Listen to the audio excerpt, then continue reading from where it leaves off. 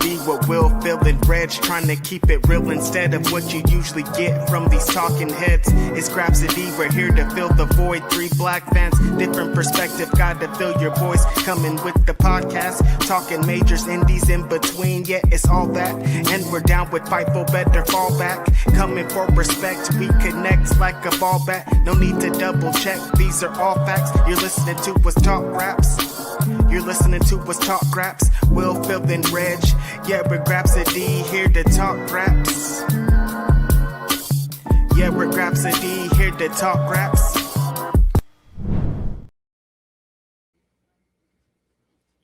Welcome.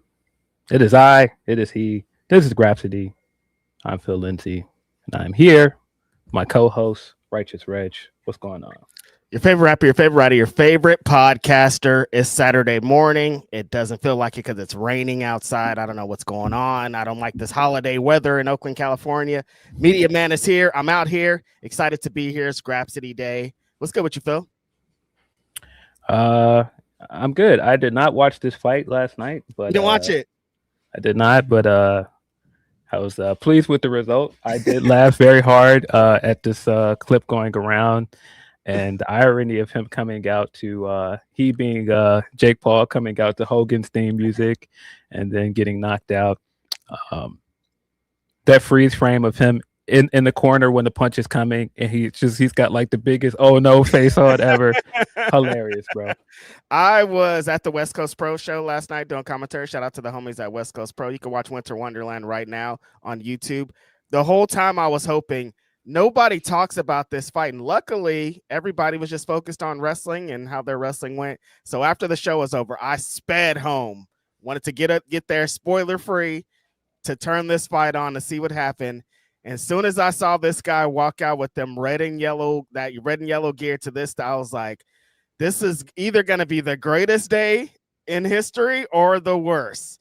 And so this guy was trying to turn it into an MMA fight, Phil. Like, the first 2 rounds he ran. I'm talking about like he was like just shuffling, trying to get away from him. The strategy worked because like AJ could not hit him, and so eventually Paul started getting tired, and so every time Joshua would connect a shot, Jake Paul would try to take him down like MMA. Like he would go low, go to a knee, grab onto his leg, and it's like, wait, hold on, you're not doing this. Like Morrow was getting mad on commentary. He's like, why are they letting this guy wrestle him? What's going on here? Like he was pissed. And like the referee at one point, he started talking to Joshua. He's like about it. And Morrow's like, why are you talking to Joshua? This is all Jake Paul. So like he was so pissed about it. So like he just kept trying to wrestle him. It was weird. It was like, wait, why is he turning this to an MMA fight? And so eventually it turned into what you like. Joshua got his rhythm. Jake Paul slowed down. He like buckled his leg or something, and then it was over pretty much after that. Yeah, once he started catching him, he started putting the flops on him. It looked pretty bad. I knew immediately before I saw the news that his jaw was broken. I knew immediately the way he took that punch and the way he was on the ground. He was like, "Whoa!" He had that whoa look on his face. I was like, "Nah, dog, don't get up. Just stay down. It's all right. don't get up." Yeah, a straight shot to the. I mean, don't like a heavyweight boxer feel like the hardest punch you could be punched is like a heavyweight guy just clean knocking you out in your face. And like I guess he wasn't knocked out because he reacted like you did, but he was knocked out. Like he was loopy, and if he would have got up, he would have died. So yeah. I mean, long time coming. I said when he hit the mat, I said, I screamed finally so loud in my place. I'm like, dog, we've been terrorized by this man beating up MMA guys, knocking dudes out that he shouldn't be in the ring with, and talking a lot of shit. And to finally get his comeuppance, but not even really his comeuppance because he made like $90 million or something. I'm like, Phil, would you get an Anthony Joshua punch knockout for $90 million? I think I could take it, man. The medical bills are going to be paid for, and after that, you got $90 million. I'm saying maybe. Yeah, maybe. That's $90 million. Broken jaw? Is a broken jaw worth it? No. He looks crazy. Yeah, That thing was hanging. Yeah, I knew, like I said, that he got hit clean. I was like, yeah, it's over, buddy. Don't. It's all right. Don't get up. He got up doing the Harlem Shake and shit. I'm like, get these Paul guys out of here. Maybe this will be the end of it, but this definitely will not be the end of No, it. he's going to try and fight again. He was talking about it afterwards when Ariel interviewed him, how he's going to come back, and he's talking about trying to come back and challenge for a world title. And I was like, all right, bro, you got it. Oh my God! For whose world title? You just got knocked out. You don't get up, get knocked out, and be like, yeah, where's the champ at? Yeah, I guess he thought he was about to do the I get knocked down. You ain't ever gonna beat me down. Nah, dog, it's all right. Stay down. It's cool. Stay down. Stay down. Yeah, beautiful moment there. Also, shout out to the MMA legend Anderson Silva, getting him a nice knockout over the homie Tyron Woodley. Nice uppercut. He finished him, brother, at 50 years old. I was like, wow, this is it's kind of violent. Yeah, shout out to the legend, Terrence Crawford. He officially announced that he's going to retire. That's pretty big news after his last fight. I thought he still had some more left in him. It seemed like he was pretty upset about that whole situation with having to relinquish the belt over fees and I don't know how much that played into it, but it did kind of feel like, all right, let me get on up out of here. This is stupid. Like, what is this? I watched his IG video after they relinquished it, and he was just so annoyed. He's like, they took it so quickly, like they wasn't even time. On one hand, I'm like, after that fight, Phil, I might just go. I'm on top. Like, what do you do after beating Canelo like that in a supreme, beautiful fashion? Like, I'm done here. Like, I did it. But on the other hand, $90 million to fight these days, like Jake Paul fight. I don't know if it's still worth that much, but like Netflix is giving it up, and the Saudi homies are definitely giving it up. Yeah, but yeah, man, shout out to him, legend. Mm-hmm. Yeah, he's gonna go down as one of the greatest fighters ever. Mm-hmm. Other news, rest in peace to Rob Reiner and his wife. Very tragic news. We still don't know exactly what happened here. I know that his son was arrested. He's been basically prime suspect since the beginning. Everything about this is just really, really sad. Legendary director, actor. Very, very funny actor. Multiple things I've seen him in. He's incredible. Everybody was posting the clips of him from Wolf of Wall Street, of course. Some of the clips of him from All in the Family and some of the other stuff that he's directed. Just a really sad way for his life to end. And then people trying to politicize it, and that was all very fucking strange. Our president is a piece of shit, and he said something really fucking stupid. Fuck him. Just off back. Fuck him, and fuck anybody that supports him. Why do we live in this timeline where the president is talking like that? You got way bigger issues to deal with, bro, and you're fucking being a dickhead on the internet. Leave us alone. Rest in peace to Rob Reiner and his wife. Gruesome story. Every new detail that comes out, I'm like, awful, terrible. Like the Conan O'Brien party stuff that's connected to it is like, man, this is really a really unfortunate way for a legendary career to end, and it sounds like in a very horrible way. It unbelievable. It sounds like out of a movie, and like you don't want somebody like that to end up like this. Mental health is crazy these days. The holidays get extra crazy on people's brains, so it's just like, man, everybody stay safe out there. Keep your brain straight. Stay on a good path, man, because it's crazy out here. Rest in peace to the guy. Seeing him, I watched a lot of New Girl as Jess's dad on New Girl. Just funny ass dude, man. Yeah. What a great creative guy. Seemed like a good guy. A lot of the people that are coming forward and saying like how great he was, how nice of a guy he is. Even people. And that's why I didn't like people trying to politicize it, because you had somebody like James Woods, who is very right wing, and he was like, my political stance never had anything to do with anything. We still had a good relationship. He still was a great friend, and there were a lot of stories coming out, like of just how he offered so many people opportunities, and he changed so many people's lives. And like I said, just a really, really sad way for his life to end. Rest in peace Absolutely. to him and his wife. Condolences to his family and friends. He still got other living children, and just like I said, this close to the holiday, just really, really sad. Holidays, man, crazy times. Hollywood, just a super unfortunate situation, and I hope his family and everything could get some restitution out here and some peace eventually off of this, because we're still locked deep in it.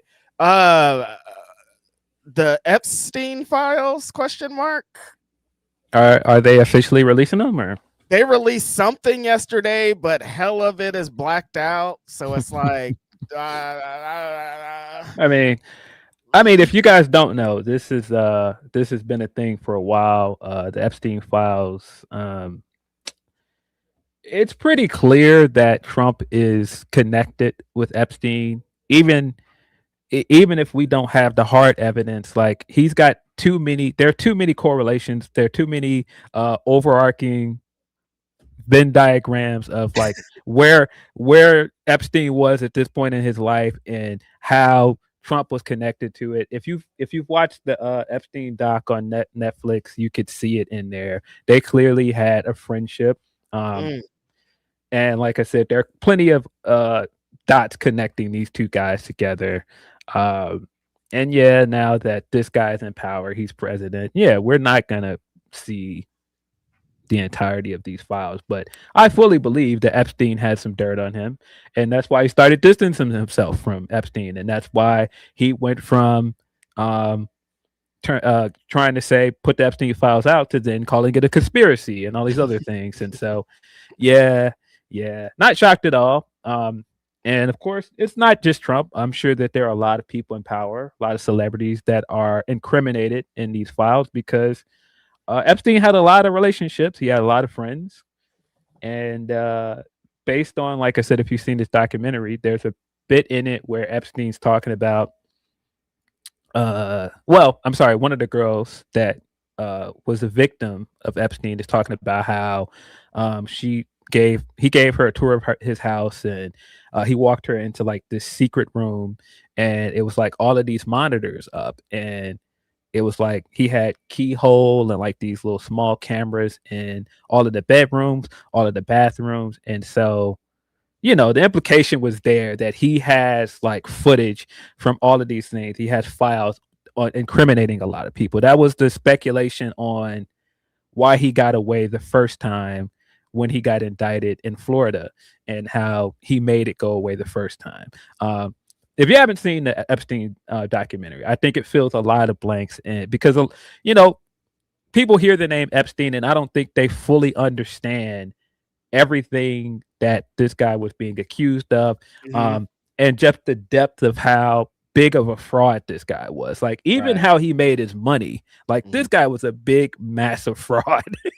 Yeah, I'm gonna have to watch it because I don't really know why is he the guy, and I need to kind of connect those dots. Like, why is Jeff Epstein the guy? Because these photos and stuff keep coming out of different celebrities with him, and I'm like, what was happening? So essentially, he was a serial rapist. Like, he raped a lot of underage girls. A lot of women came forward and talked about their experiences with him as an underage girl.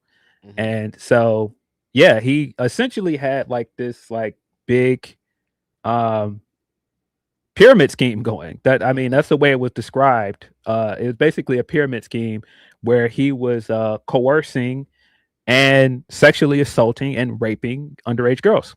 Jeez Louise. So essentially he went down for that, and then he was like, or somebody was like, but then there was a bunch of people that were kicking it with them on this crazy island.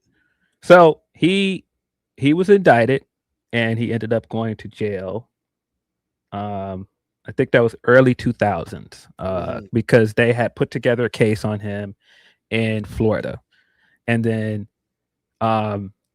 right when they had got the case together, they had like witnesses, they had all this evidence, they had ironclad case against this guy. Like I said, all of they had several of the victims that were ready to come forward and testify. They had him, and before it went to court, he somehow got this deal in place where it didn't even make it to court. He ended up, I think, sentenced to like 18 months in jail, and they made this crazy deal where he would get off after this, and they could not come after him or any of his associates that might have been in the mix of it, or anybody that helped him with this that was public or not mentioned in this lawsuit, which is unheard of. And so and then like just this is what I'm saying, you got to watch the documentary, because I mean the way he went to jail and served about 13 months, and then he ended up on like a work release thing where he could just come and go as he pleased. He wasn't even in jail for the whole thing. He was on parole, didn't even really serve his parole. He was going off to his island and leaving the state of Florida, and they weren't doing anything to him. He's moving like a Don or something, huh? Like, what's going on? Crazy. The documentary is on Netflix, Desi. But so essentially this deal that he got in, I believe it was the state's attorney for Florida at the time. And this is where we get the connection to Donnie. When Donald Trump won the election the first time and he became president, said state's attorney that brokered this deal with him was in Donald Trump's cabinet. And that's how this deal came back to light, and people were looking at it like, wait a minute, how did he get away with this deal? And then they started actually like looking into the deal, and it was like, wait, this is unconstitutional because you brokered a deal with this guy without talking to the victims, without like going and talking to any of the people actually affected to this. You brokered this deal with him so he didn't have to go to court without talking to any of the people that were ready to testify. This is unconstitutional. And that's how the FBI was able to reopen the case in New York. And that's when he finally went down for it. That was also during the speaking out movement, and how a lot more people started coming forward. And so once it started coming down in New York, it was over. They had him, and at that point, he got arrested. He tried to get out on bail. They would not let him get out on bail because, of course, he was a flight risk because he was a millionaire. And he ended up dying in jail. He ended up committing suicide, quote unquote. Even like the story around him committing suicide is very fishy. Like the usual guards weren't in the area when it happened. There was like a blackout in the cameras or something crazy like that. And yeah, he ended up dead. He had dirt on a lot of people. It is easy to believe that someone got rid of him once he got locked up, because he was gonna go tell on everybody. There was no way he was gonna go in there and snitch on everybody. There was no way he wasn't. He was about to get that ultimate feast from Red Lobster. They was about to send him everything. There's somebody that's going to come in on certain points of this pod when you're talking, Phil, and think that you're talking about Sean P. Diddy Combs, because there's so many times I was like, damn, this is almost exactly the same. Like, they thought they got him, but he got out. Yeah. He went for it. He came back out. I'm like, this is crazy. Well, the other thing is, this is much worse than what Diddy is accused of, because Diddy did some horrible things as well. But this is much, much worse. This guy was getting away with, like I said, he was a serial rapist. Like, I cannot say enough. Like, this guy was a terrible, terrible human being. And he had a lot of connections to people because of his wealth and his clout at the time. And yeah, like, I know people keep trying to say, oh, hey, Democrats, what are you going to say when Bill Clinton ends up in these documents? Take him down too. Anybody that's in a relationship to it, what do you think people are just going to be like, oh, he's a Democrat, don't do anything to him? No, if he's in there, if there's evidence of him in these files, he needs to go down too. Take him down. Take everybody down who's in this. It isn't we like these people, so, or they're on this side, so don't do it. Like, no, it has to be exactly the same. It's gross all around. There's a bit of it in there where one of the victims that was had moved, she wasn't from the U.S., but she moved back to Europe, and she talked about how one of the things that really pushed her to come forward was the election, and seeing how at one point Donald Trump and Hillary Clinton were both running at the same time, and both of them had ties to Jeffrey Epstein. So she probably was watching these debates and was like, "This is like, what is going on these TVs right now? Oh my God!"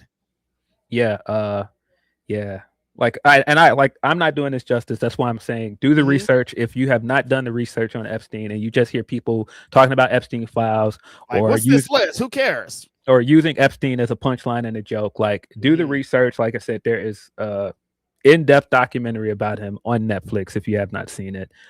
Very grim stuff. I can't say that I'm recommending it if you want like a entertaining watch, but yeah, if you don't know anything about Epstein or what he's accused of, the Netflix documentary really lays it out.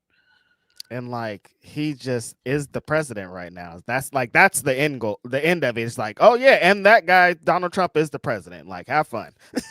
It's great. Yeah, and I'm like I said, there are so many connections between him. Like I said, the guy that ended up brokering that deal with him, he was in Trump's cabinet, and of course that guy ended up stepping down from his position with Trump after the case got reopened and all this stuff kept coming out.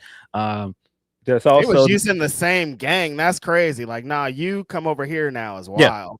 Before I move on, another dot to connect. At one point, there was a woman in there that was like his personal assistant, and turned out he had raped her too. But she was bringing all of these women in to meet him, and you know, they were ending up getting assaulted by him. Take a guess where he met this woman that ended up being his personal assistant?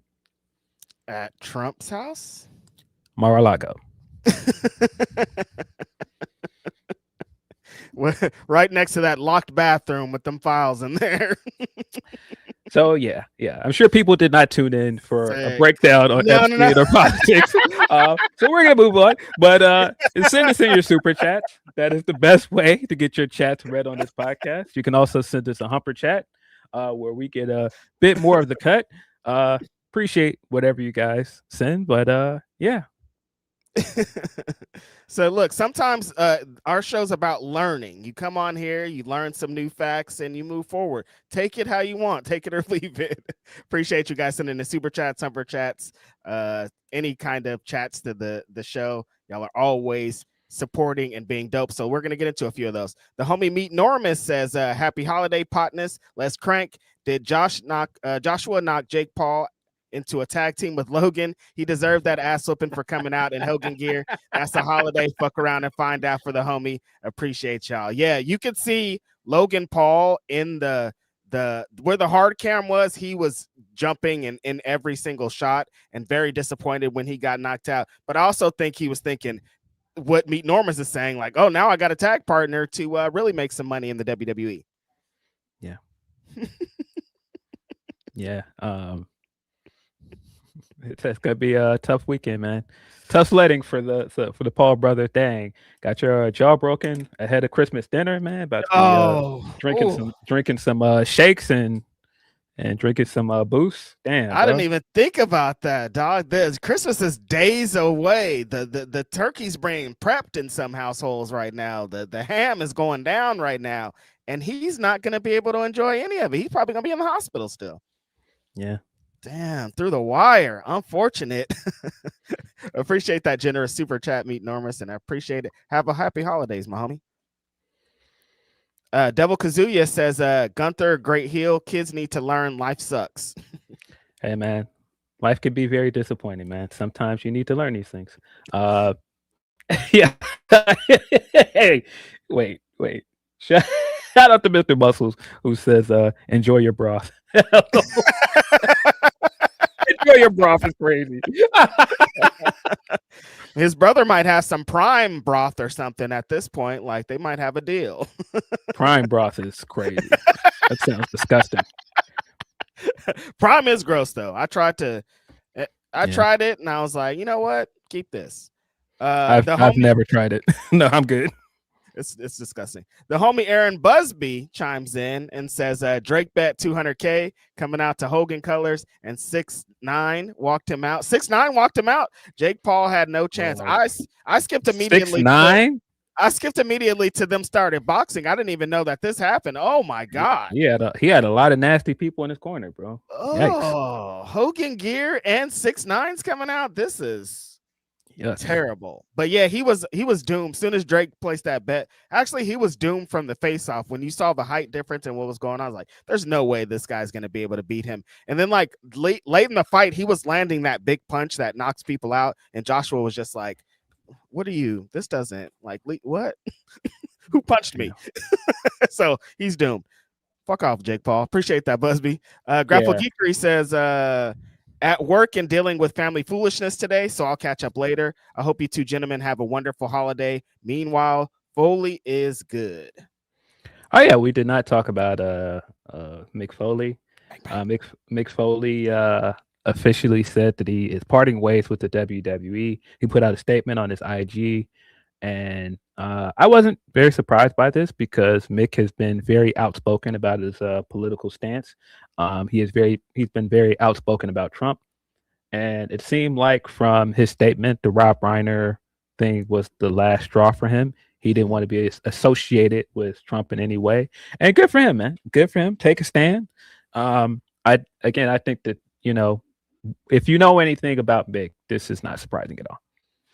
Yeah, that post was very disgusting. Like, what do you even? The Rob Reiner shit was like, it would drive somebody to go this place. Like Mick Foley, we know kind of his history and how he gets down. So of course that would push him over the edge. People are being people and calling him a hypocrite and like, oh, you supported everything else until this bit, but it's not that simple as people try to like break down and make it into this box, and you took the money before and now blah blah blah. And it's like, you guys, it could be the last straw. A bunch of things happened together, and eventually Mick Foley was like, this is it, or he's been thinking about this for a while. There's so many situations that connect to this, and I just hate that kind of, well, why now? And it's like, what does it matter? Why now? Doesn't matter.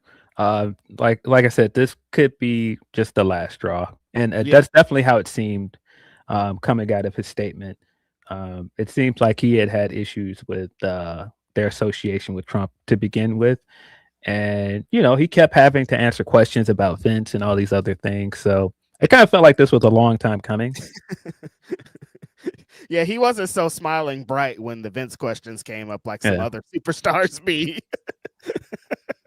Yeah, so man, good for him, man. I think that if that's how he feels, he should take a stand.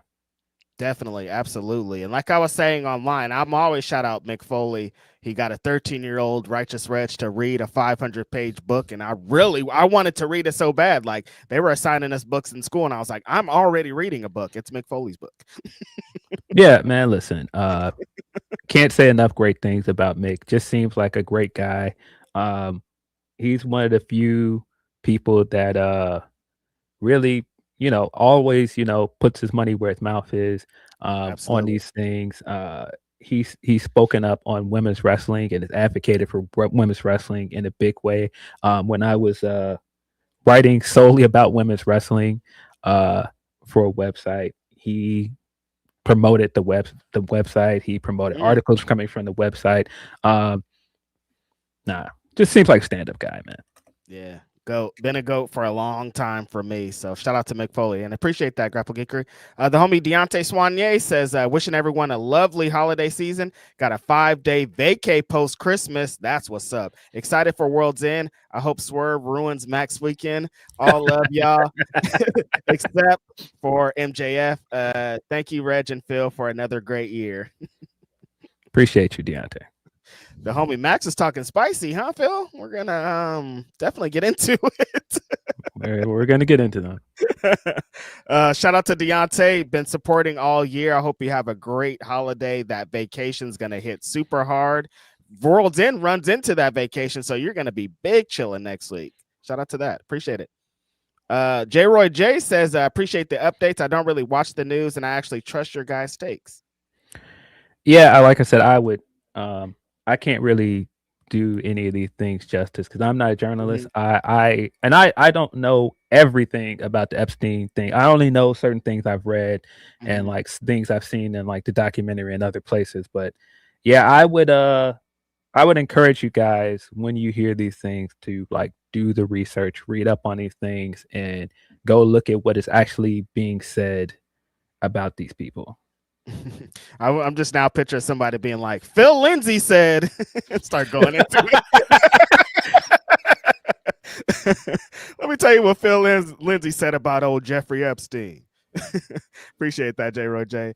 Busby also says, "Oh yeah, and if y'all buy that WWE OVO collab clothes, I'll disown y'all." Yeah, I was wondering what was going on because of course they posted that the promo for it and it had the WWE belt and then OVO. But yeah, nah, man, I just You copping? nah, I'm good. Because I was wondering what that meant. Because I was like, oh, is Drake gonna pull up to a show? What does this mean? And then when they started showing the merch, I was like, oh, I see. Y'all are getting Travis all the way out of here because it like they don't show any of that Cactus Jack merch on anything anymore. And it was like, oh, I see what this is. Like, we're not in the business of doing merch with him anymore. Let's do stuff with OVO. Let's just move our business over here. They're about to remix that WrestleMania with Fiend, probably put a Drake song over it. Like it's over for him. I just immediately thought back to that day that Drake was at the show, Phil, and they didn't even give him a lower third. Like I'm like, well, you guys had him there and you didn't even give it up to him. And now you guys are collaborating. I'm like, damn, do you want to have a big owl on your back? Bret Hart on the front, big owl on the back? Like, yeah, man. It's a look. You're not about to try and do the influencer thing. You're not about to have like one of those Instagram reels, which you like with the Bret Hart jersey on, and it's got like draft day plan. You know, I had to do it for him. Do like a slow spin around.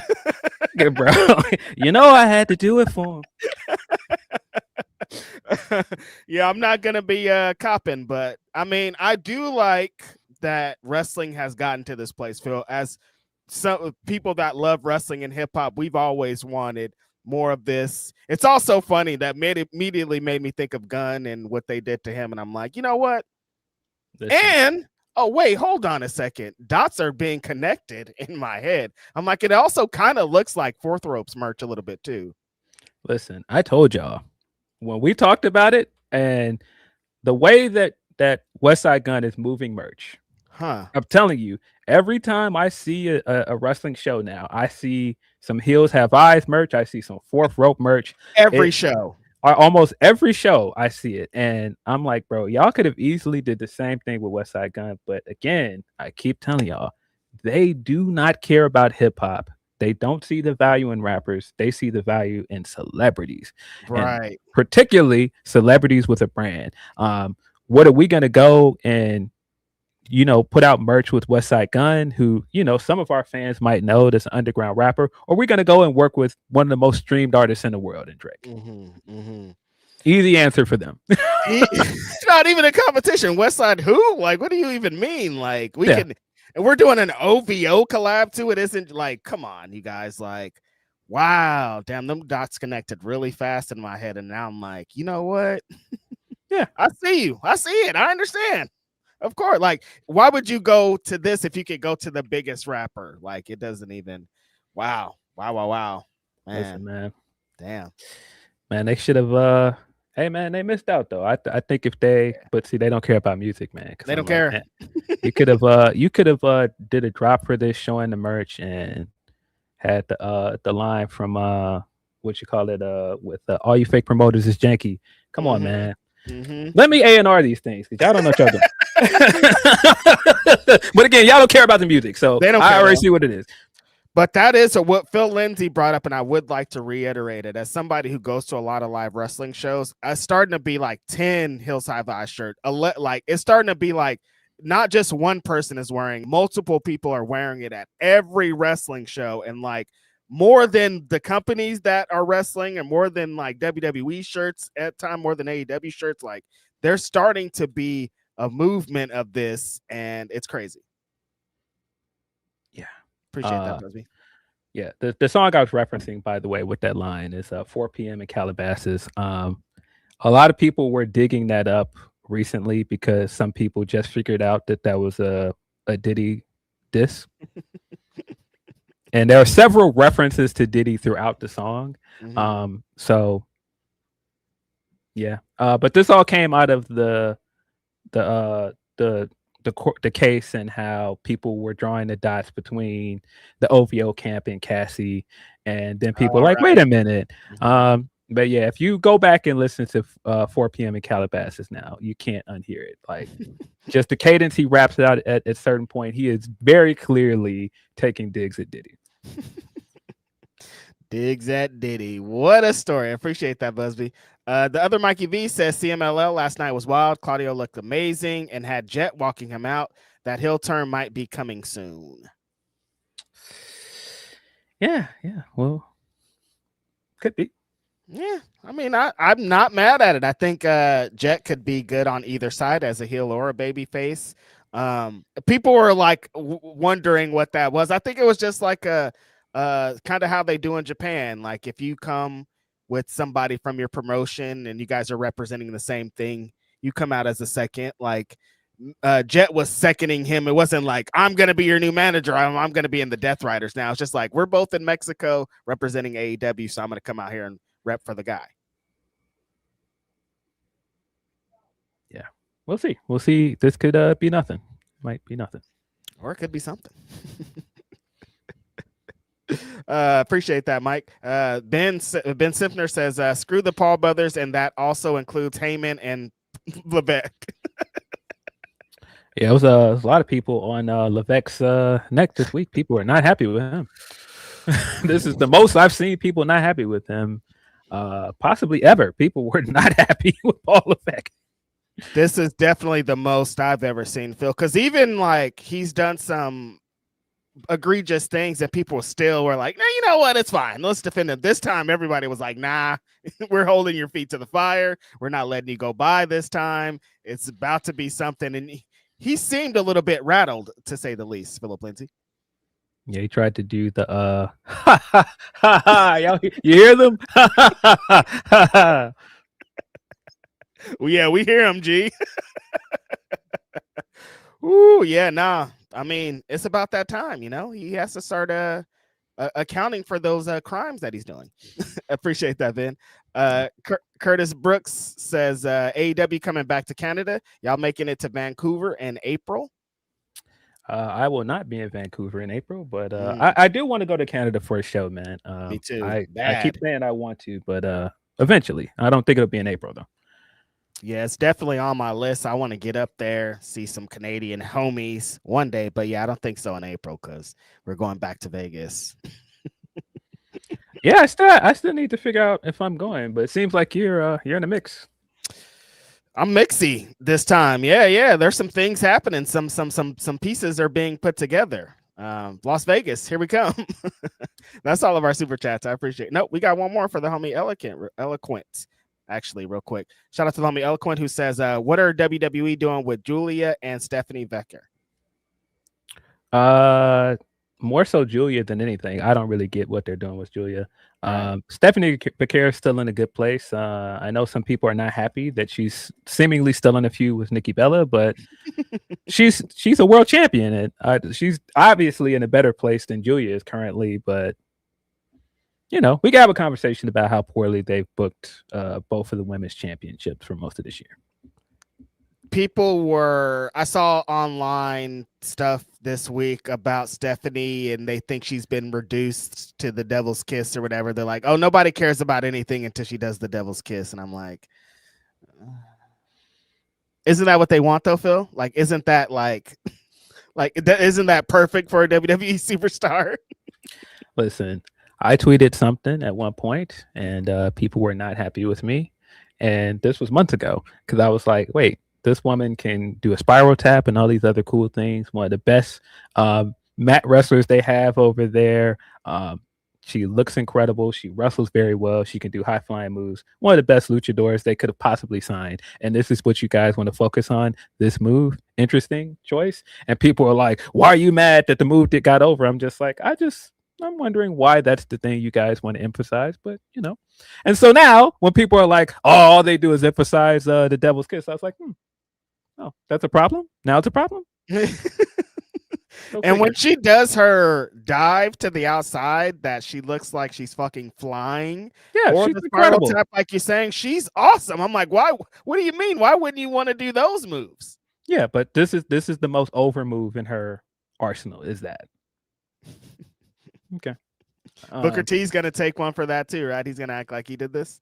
Yeah, it's funny. I foresaw this being a thing, and yeah, I don't like it. I don't like it. I hate it. I don't like it. Way too talented to be reduced to this shit, but yeah, that's the game. Devil kiss T-shirts are more important, Phil. That's what they do over there. So not surprised. Mm-hmm. That is all of our super chats. I definitely appreciate y'all, and I also am confused about Julia because I still feel like she's a home run. But what do I know? I don't get it. I don't get what they're doing with Julia at all. I thought that she would be, like you said, a home run over there. I still think it's a mistake to not let her talk more. Yeah. Man, I know I've said this before, but if you would have told me when Donna Del Mondo was like really at his peak and they were smashing it over there in Stardom, that both Tekla and Julia were going to be in America, and that Tekla would be doing better currently than Julia, I would be like, get the hell out of here. No way. But here we are. That's how wrestling moves. That's how things happen. I swear, I was like, Julia's going to go over there and clean up. Like she's going to be the next successor in this position, and it just hasn't been happening. Yeah, I just don't get what they're doing with her. It feels like they moved her up from NXT too soon. Yeah. It feels like they tried to clear out to do what they're currently doing with Blake and moving some of the other women up. So they moved Julia and Stephanie. And Stephanie was ready, but it just feels like they could have left Julia on NXT a little bit longer to get over with their fan base. You mentioned the name here, and you mentioned promotion here, and something happened this week. Very controversial in the wrestling world with old Thea Hale and the homegirl Blake Monroe, huh? Something happened? You didn't see it? Something happened. Yeah, this was unfortunate. It got blown out of proportion, like most botches with women do. People take botches with women and for some reason turned it into this, oh, they can't wrestle. She could never wrestle anyway. I'm not sure what happened. It looked like when Thea came down on a move, it knocked the wind out of Julia. And so she didn't kick out in time. And yeah, the referee counted to 3. Thea Hale is your new women's North American champion. It seemed like they were confused in the back. They were ready to hit Blake's music. And the referee wasn't confused. He just got up and was like, "Ring the fucking bell." She won. Ring the bell. Ring the bell. They were ready to. Nah, cut that off. she didn't win. Cut the shit off. What's that? Cut that off.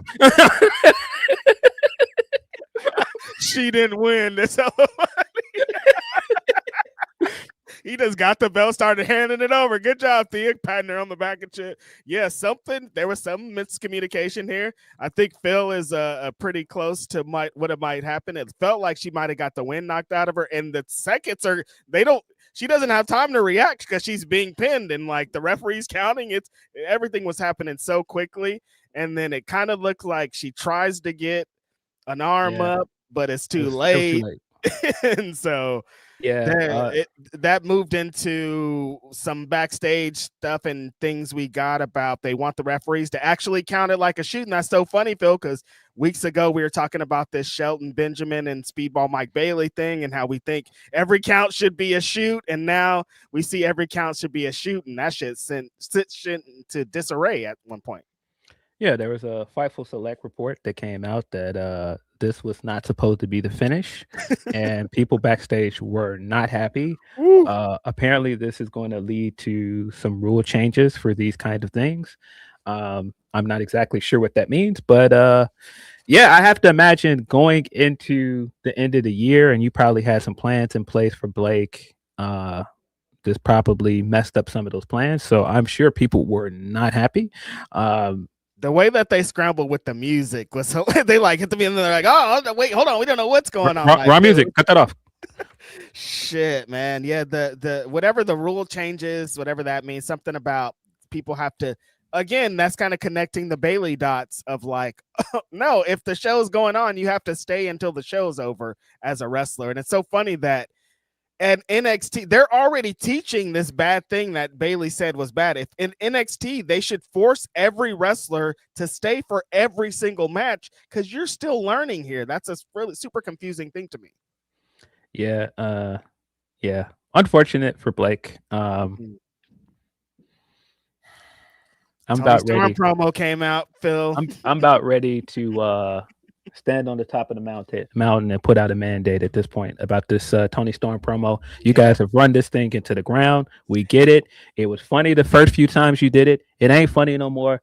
Stop it, please. Cut it out. And I just don't understand continuing to root for Blake to fail. I don't really get that. If you don't like her, if you don't like that she went over there, you don't have to watch NXT. I don't understand why people keep doing that and keep like going, ha ha ha, that's what you get for going over there. Why? It's corny. Stop doing it, please. And these are the people that act like they don't watch NXT. I'm like, but why does it even matter if you don't watch the show? Well, also, these are some of the same fans that will get on Fed fans that constantly trash somebody that leaves WWE for somewhere else, but you're doing what they're doing. Yeah, same thing. But just it's okay. Like, she doesn't work in AEW anymore. She's where she wants to be. Move on. We never liked her anyways. It's like, okay, well then, should you be happy that she's gone?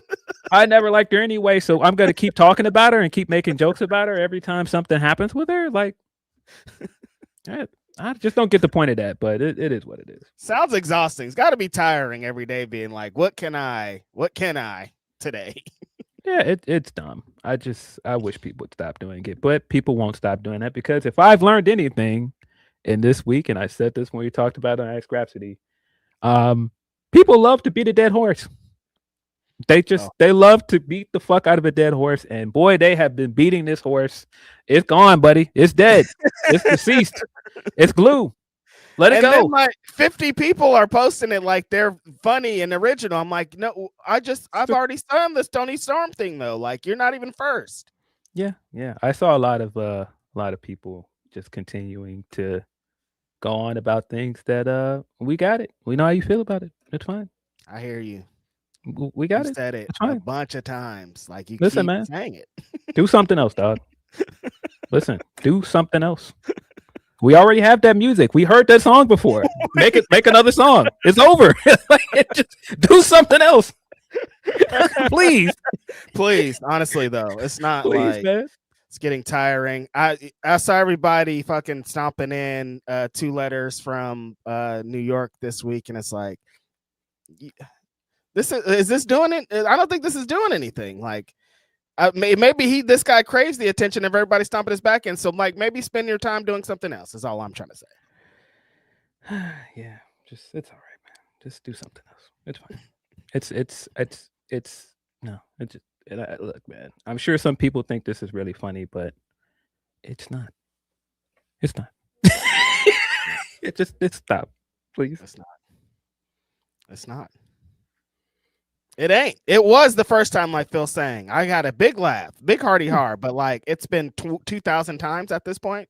Bro, she been gone for months. Yeah. It's over. Nobody over there talks about her. It's over. Just let this go. I know. She's going to be fine. Yes. She's going to go to the main roster, and she's going to be out of here. It doesn't matter. I don't know. This does not matter. They're not going to remember this. And this is as somebody that does not like NXT. I don't watch NXT. I don't enjoy that show. But yeah, I don't know. Haven't seen it. Never seen it. But yeah, she'll be fine. She'll be fine. Yeah. I just maybe find some other jokes, man. But you know, the internet isn't terribly original or funny most times. And that's why a lot of people continue to use AI and do a bunch of other things that are also unoriginal and not funny. But it is what it is. It's getting bad. It's getting worse. Comedy's getting terrible. Did you watch the new Chappelle special? I did not. I'm glad that YouTube is doing something about some of these AI channels. Finally, it should have been done before. It's pretty gross out there. Like some of the wrestling AI videos are like stomach churning. I'm like, why is this allowed? Yeah, the AI video I saw where somebody doctored it where it looked like Cena was hugging Vince is like, ew. What are you guys doing? Guys, you're spending that's your prompt. I like to see like dog. Bro, using AI to get your Vincent Kennedy McMahon fantasies off in 2025. Yuck. We are in a sick place, you guys. We're done. Wrap this all up. Yeah. Has she? I don't know that that's true, Patrick. Patrick says, I mean, she has done interviews burying her time in AEW. Has she? I haven't seen that. I've seen her say very good things about her time in AEW. And even if she has done interviews burying AEW, who cares? Oh. She's where she wants to be. She keeps telling y'all, I'm where I want to be. Great. Knock it out the park. Do it. Do what you want to do. I think she always felt so vocal about it to me. That's why I still don't understand. Like, she was out the gate being like, this is my dream, you guys. People have just got to stop taking these things so personally, man. Please, just stop. Yeah. It's all right, man. Mm-hmm. That is the thing. I assume that's all of our super chats. That is. We've got some humper chats here. We got one from, if it will get in place where I can see it, from Desi Baby. She says, Grapsody, got my bonus, so I had to come through, show some love to guys for another year of the jokes and the graps. So dope that I finally got to meet and hang with the guys this year. Hope you enjoy the holidays. Can't wait to see what you got in 2026. Thank you. Appreciate that. Definitely was cool to meet you in Texas. Texas was a fun time. I think about Texas quite a bit. Me too. I think about that night after All In, where we got into the VIP area. I talked a little bit about it with Desi this week, and the homie, a very famous wrestler, having an amazing time, and all the bits and things that were connected to that, the people that we were with. That Sunday night was I logged that one. That was an all timer. Yeah, man. Yeah. Greatest couple of greatest field days are that day. I always think people running up the Rocky stairs comes like that's in my brain all the fucking time. How hard we're laughing at the top of those stairs. I'm like, that was a great bit. You know what I thought about the other day? Maven was doing something, and I was like, remember we were there for Maven's entrance at at GCW. That picture that you took of me praising Maven. Maven's theme came on. You would have thought he was the most over guy in the place, man. He's doing a YouTube bit now, and everybody's like, "Oh, hear Maven go." I'm like, I still fuck with Maven. I don't like Maven. And that was before the YouTube bit. I'm like, no, this is Maven. They hit his old Tough Enough theme too. You don't think I'm about to go ham? Bro, one of the greatest wrestling themes ever, bro. Damn. I ain't hating on Maven. What's going on? But yeah, appreciate you. Very generous humper chat. Yeah. Texas, man, it was hot. Texas was a lot of fun. We also saw a lot of people in Vegas. Yeah, what a time. Vegas.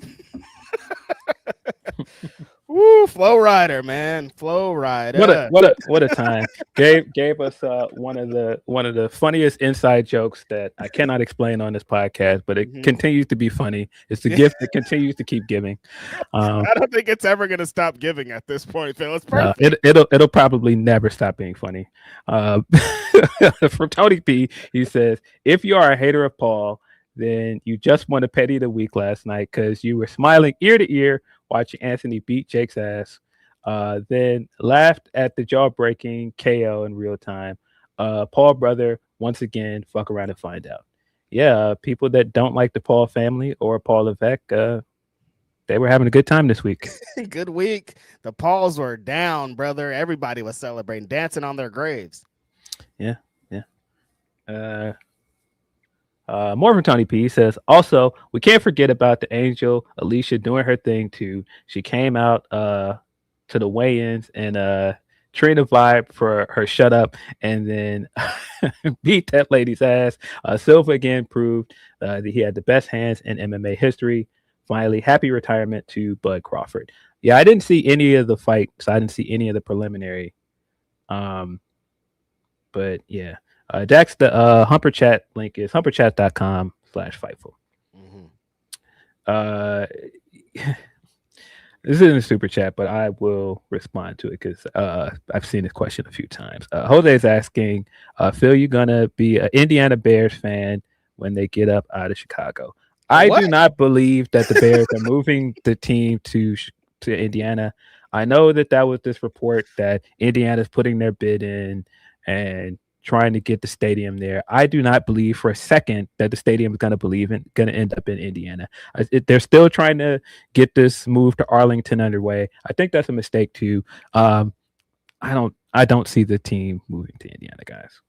The Indiana Bears. Ugh, that just sounds ugly. It sounds like a minor league team or something. That don't sound like no big dogs. It sounds ugly because who the hell wants to go to Indiana? Like, there's nothing in Indiana. Like nobody is. Well, let me not say nobody. The fan base is not going to travel to Indiana to see Bears games. This is just not a thing. How far is it of a drive? It's not far at all. Indiana's right there. But again, but still. People go to Indiana to get cigarettes and fireworks. Ain't nobody come on, dog. Get out of here, man. Indiana slander today. I mean, I think it's pretty clear that I don't like Indiana. I don't like most of our neighbors in the Midwest when it comes to sports rivalries. Move our team to Indiana. No, that doesn't sound right. They used to be the Chicago Bears. Now they're the Indiana Bears. No, I don't really. Ain't nobody going to Indiana, bro. They're not moving this team to Indiana. Well, speaking of which, Bears tonight, taking on the Green Bay Packers. Oh shit! Last chance to get a win over these guys for this season. Stress. Hopefully they knock this out. Bears are in a good position, 10 wins. My dad's feeling really good. He predicted they would win 10 games. He's in his I told you so mode. If people have ever wondered, like, why is he like this? My dad is 1,000 times worse. When he knows he's right about something, he is the worst. Like, why is he like this? If anybody is just like, why does this guy act like that when he knows he's right? And my dad is like 1,000 times worse than I am. It's a wrap now. There are several things that my dad does that I think it's very funny, and I can understand why other people don't think it's as funny. In the same way where I say all the time, I understand what it is about me that some people don't like. I understand very much what it is about my dad that some people don't like. My mom used to say all the time, "You're just like your dad," and I did not understand that at all. And now, the older and older I get, I'm like, "Oh yeah, I see the similarities." Such a mom line, just like your boy, you just like your daddy. Like what? Yeah. But what did I do? What do you mean? Yeah, no, yeah, he does several things where I'm just like, oh no, you shouldn't do that. I think it's funny, but don't do that. Well, shout out to him. Y'all about to be stressed out tonight, or maybe not. He thinks we got this in the bag. I'm not as confident. I hope that we do. Put out a good win over Cleveland Browns. Stomped them out on Sunday. Yeah, tonight. Somebody was saying tonight in the chat there are 2 football games tonight. Not Sunday. We got some more Humper chats here. Tony P says the good MJF is back. Mercedes getting her flowers. Well timed perfectly with the start of her spiral. Once again, C2 last night CMLL and Lucha Claudio. Punk's promo. The booing of Triple H. Black talent shining on Saturday Night Main Event. Reactions to Cena loss. And Mick Foley. Yeah, we did get Saturday Night Main Event last time we were here. We did preview that very show. You did a watch along for this show. I have seen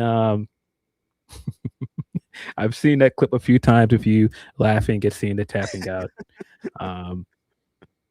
Yeah, this was a very divisive outcome. Absolutely. I thought overall the show was fine. I thought Bailey and Sol Ruka kind of stole the show. I thought They that their did. match was great. Bailey, I thought that was the right move. Put Sol Ruka over, make her look great. Um, I thought Cody Oba was good until the finish. I really hated that finish.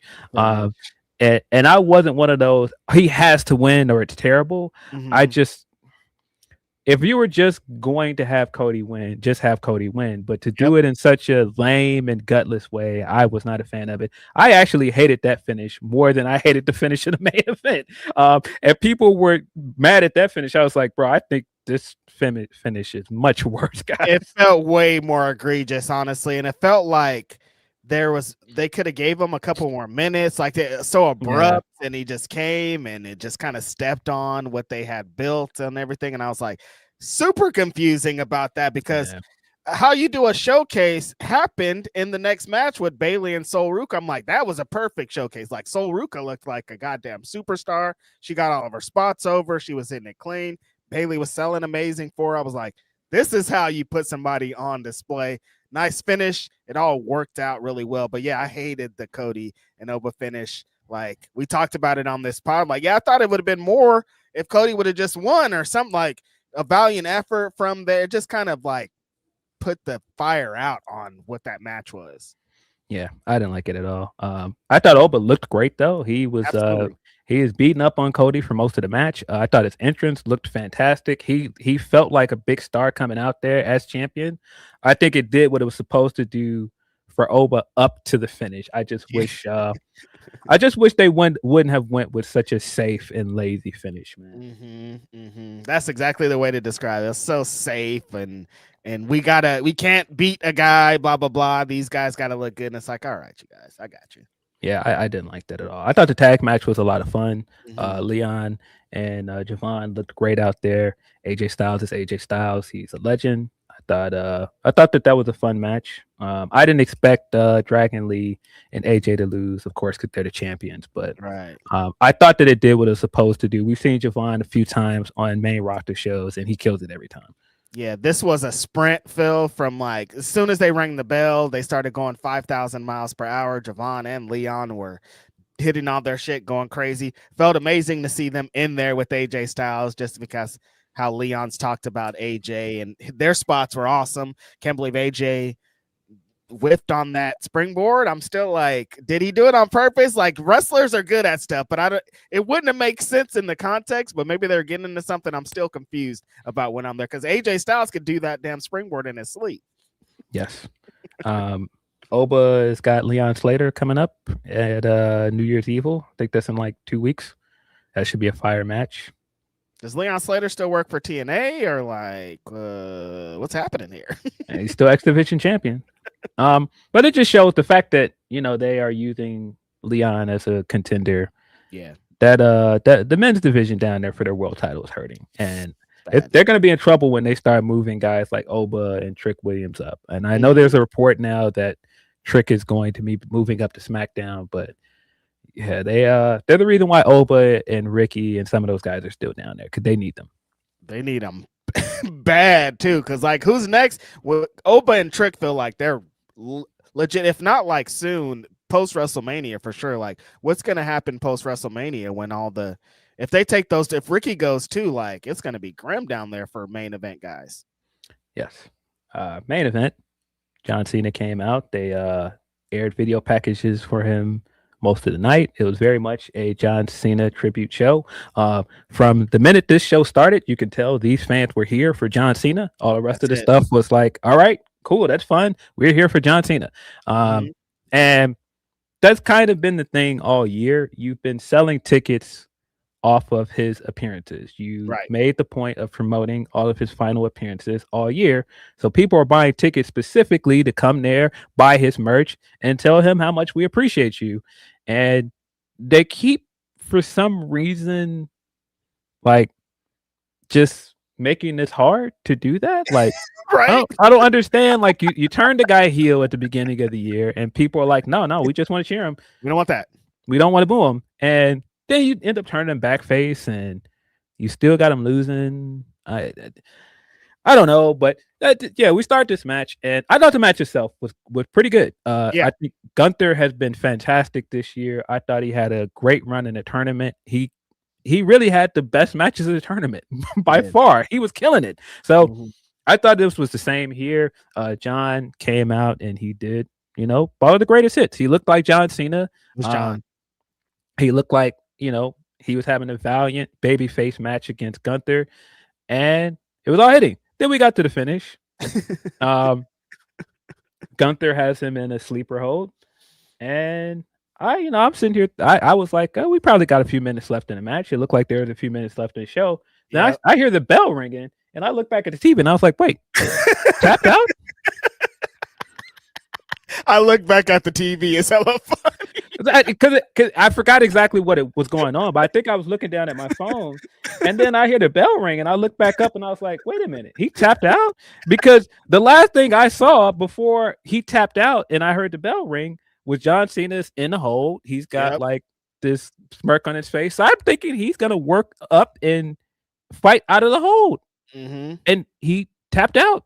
He didn't work out. He didn't tap out. I mean, he didn't work out of the hole. He didn't pass out. He tapped out. Yeah, he had him in the submission, and he had him locked in the submission for like 3 or 4 minutes before John Cena fought out. He did the old drop the hands 3 times, stops on the third. Like, he was fighting out of this. Like, they were telling this story of this is John Cena's last thing. He's going to make this valiant effort, and you think he's going to get out of it, and he smiles saying, because it's over, and he slowly taps. It just like, so many things went through. I had that same reaction. I mean, my immediate reaction was to laugh, but I was thinking like, what? That was the most, I just couldn't, my brain couldn't really put together what I just seen. It was like, he tapped out.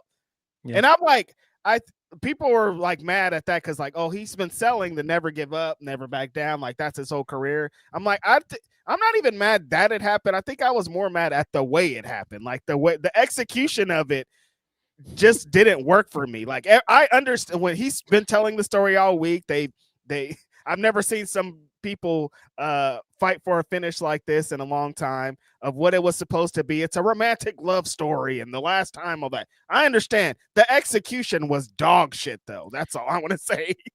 Yeah, I don't think that the execution was particularly good.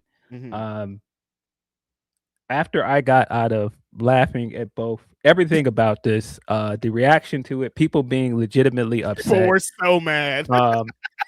And seeing how, people were reacting online, some of like the most staunch WWE defenders, even they were like, this is terrible. I was like, people are really, really upset about this. And I really thought about it, and I was like, no, I think this finish is smart. I get the story that they're trying to tell.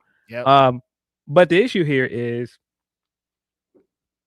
the story would have worked better if this farewell tour wasn't pretty bad. And I get the story they were trying to tell. You've got John Cena as a guy that came into this year getting ready to go into the Royal Rumble, and he lost. He lost at Royal Rumble, and afterwards he sat there in a press conference and he said, I got to do what's best for business.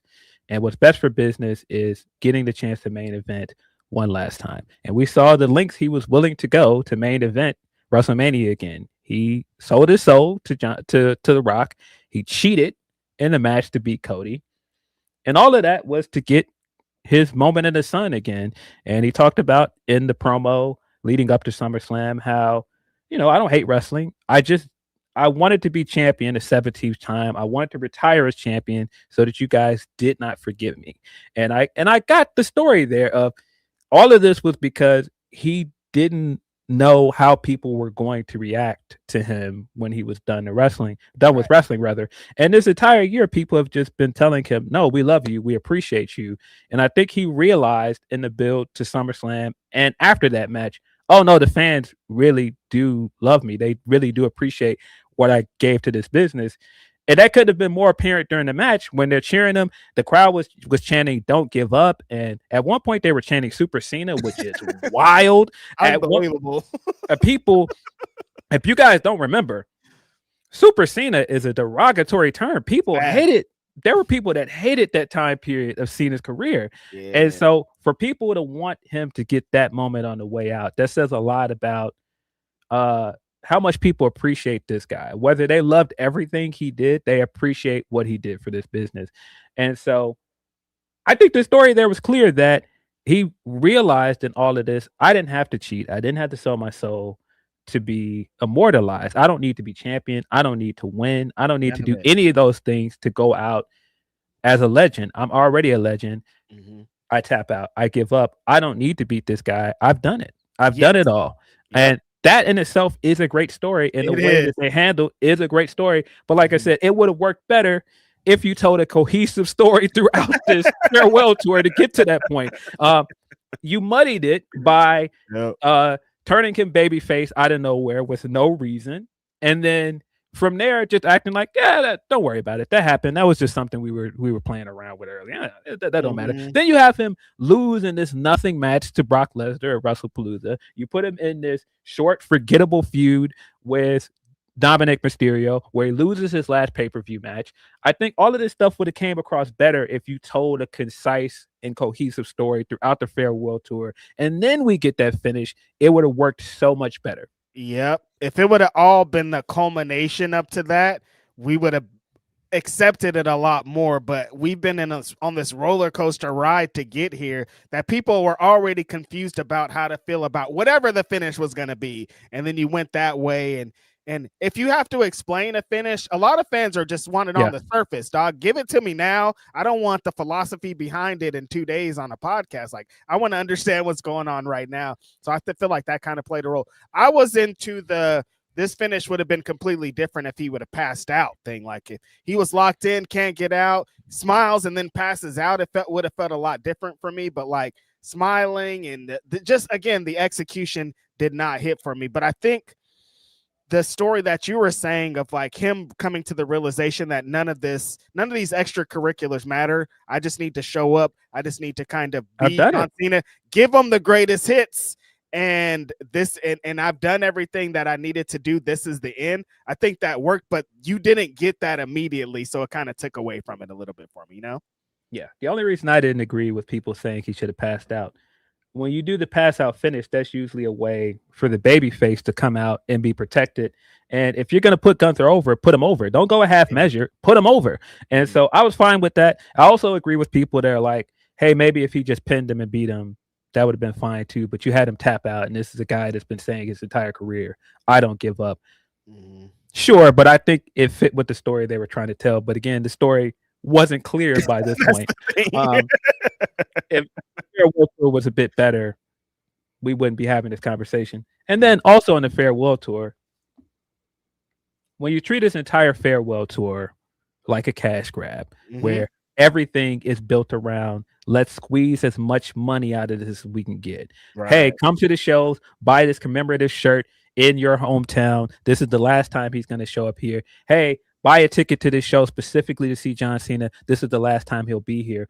You're getting a crowd that's spending their money specifically for this one thing. Yep. And so you can't be upset at them when they're disappointed when they didn't get what they thought they were going to get. If you're coming out of the build to this from SummerSlam on, if this guy losing and it's just like, okay, let's salvage this farewell tour.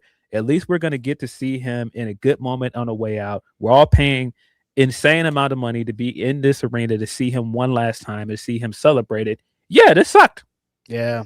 This was disappointing. This wasn't because Triple H's kind of his smugness after this wasn't. It was another like what he classically does, feel of like, I worked you guys or we worked you guys, and this wasn't a we worked you guys moment. Like, this was the easiest softball throw in the world. Have John Cena go out, do everything he did. And if he would have won, people would have went home fucking happy. It would have been great. It would have been all that. But people were thinking about the past, and people were talking about concepts that they don't even know in pro wrestling, about going out on your back and all these things. They were trying to connect all these dots, and it was like, you didn't need to connect any of these dots. And so for him to come out and he's laughing as he's hugging Cena on the apron, and he's just like, I got you guys again. It's like, this wasn't an I got you guys again time, though. You didn't need to do this. Here's the thing, and this is why I'm saying it does matter how they marketed this farewell tour. It's not just that they fumbled the story all year. You had an entire year to tell a concise story, and you Yeah. did, which is crazy. But like I said, you really sold tickets all year round about, hey, come see this guy, buy the merch, and all this stuff. So you got to understand the audience you're catering to when you sell tickets to a show that way, because it would be one thing if this was like WrestleMania, Brock ending the streak. We're not buying tickets specifically to see Undertaker. And so this is a shocking moment. And yeah, but we already know this is his last match. There is no surprise in it. Nope. We're buying tickets specifically to be here for his last match. So yeah, some people wanted to go out on a good note. Perfect example, because I've been comparing this farewell tour to Kobe Bryant's farewell tour all year. Kobe went out with a 16-point performance. You couldn't have written a better ending to his career. For people that bought tickets to that show, they got to see Kobe Bryant put up 60 points for the last time. And it was amazing. It was fun. Went home happy. You don't get to write you don't get to write things like that in sports very often. And we're in a scenario where you can write the ending and you can give people the happy ending they wanted. And some people just wanted to see John Cena be John Cena last time. And yeah, if you paid a lot of money to specifically see that, yeah, you're going to be disappointed. And they're not connecting. Like, some people went to this and they don't care about these dots connected. They don't even care about what happened this year. They don't care about what happened last month. They care about what's happening tonight. And they want to see John Cena do the John Cena thing, hit the FU, hit the STFU, and we're going home. We're all cheering. Yeah. People were talking about time-honored traditions and how it's the right thing to do on the way out to put somebody over. And yeah, it's a commendable thing to do. But this is the problem when, like I said, you sold tickets this way. You're selling tickets to a crowd that you spent this entire year doing things like Unreal and telling them, hey, come back behind the curtain. Look, it's not real. And then now you want them to believe in like the tradition of wrestling. You can't really sell people on both things at once. You got to figure out what is your lane. And this is where I get to the end. And Triple H, you spent this entire year being front and center in commercials. Yep. You got to open the show. You got to be the first thing we see. You got to be the most visible guy in management, the most visible guy on the creative staff. And the second you give them this disappointing ending, you're the first person to come out with the wrestlers. Hey guys, we got him. Yeah, you're gonna get booed. I'm sick of you doing this. And people are like, how can you boo Triple H? This wasn't even his decision. It don't matter if it was his decision. He has told us all year, I did this. Give me credit for this. Now you don't want credit for it. No, they're going to boo you because this farewell tour has been trash. And now we got to a disappointing ending. People have paid all of this money. People have been paying out money all year for this. I'm not happy. I'm not happy with the way this farewell tour is. I'm not happy with the state of creative for this company. I'm not happy with this ending. Yeah, boo this man. Cannot be surprised one bit. I watched a Netflix documentary where you told me all these creative ideas are yours. You're the head guy. They go through you. So if you come out first holding hands with your wife, who we also had to see the whole show between every match giving her commentary, what do you think we're about to do? You think we're about to slap hands with you and cheer? No, we're going to boo the guy whose fault this is because you told us this is your fault. Yeah, and like I said, it doesn't matter if Cena made the decision that he wanted to lose.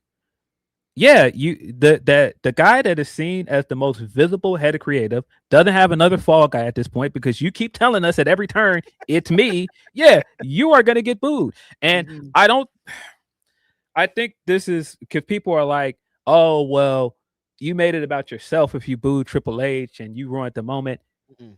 Why did he have to be out there? Yes. What are you doing here? Him getting booed, he got booed more than Gunther did. And people are like, oh, people are just mad that Gunther pinned him or that Gunther made him tap out rather. Yeah, but when you come out at the end and you're doing a ha ha ha, we got him. Yeah, people are gonna boo you. And people chanting at him, you effed up, or chanting AEW at him later, and he's like, ha ha ha, I thought they were going to be louder than this. We got him. Or then sitting there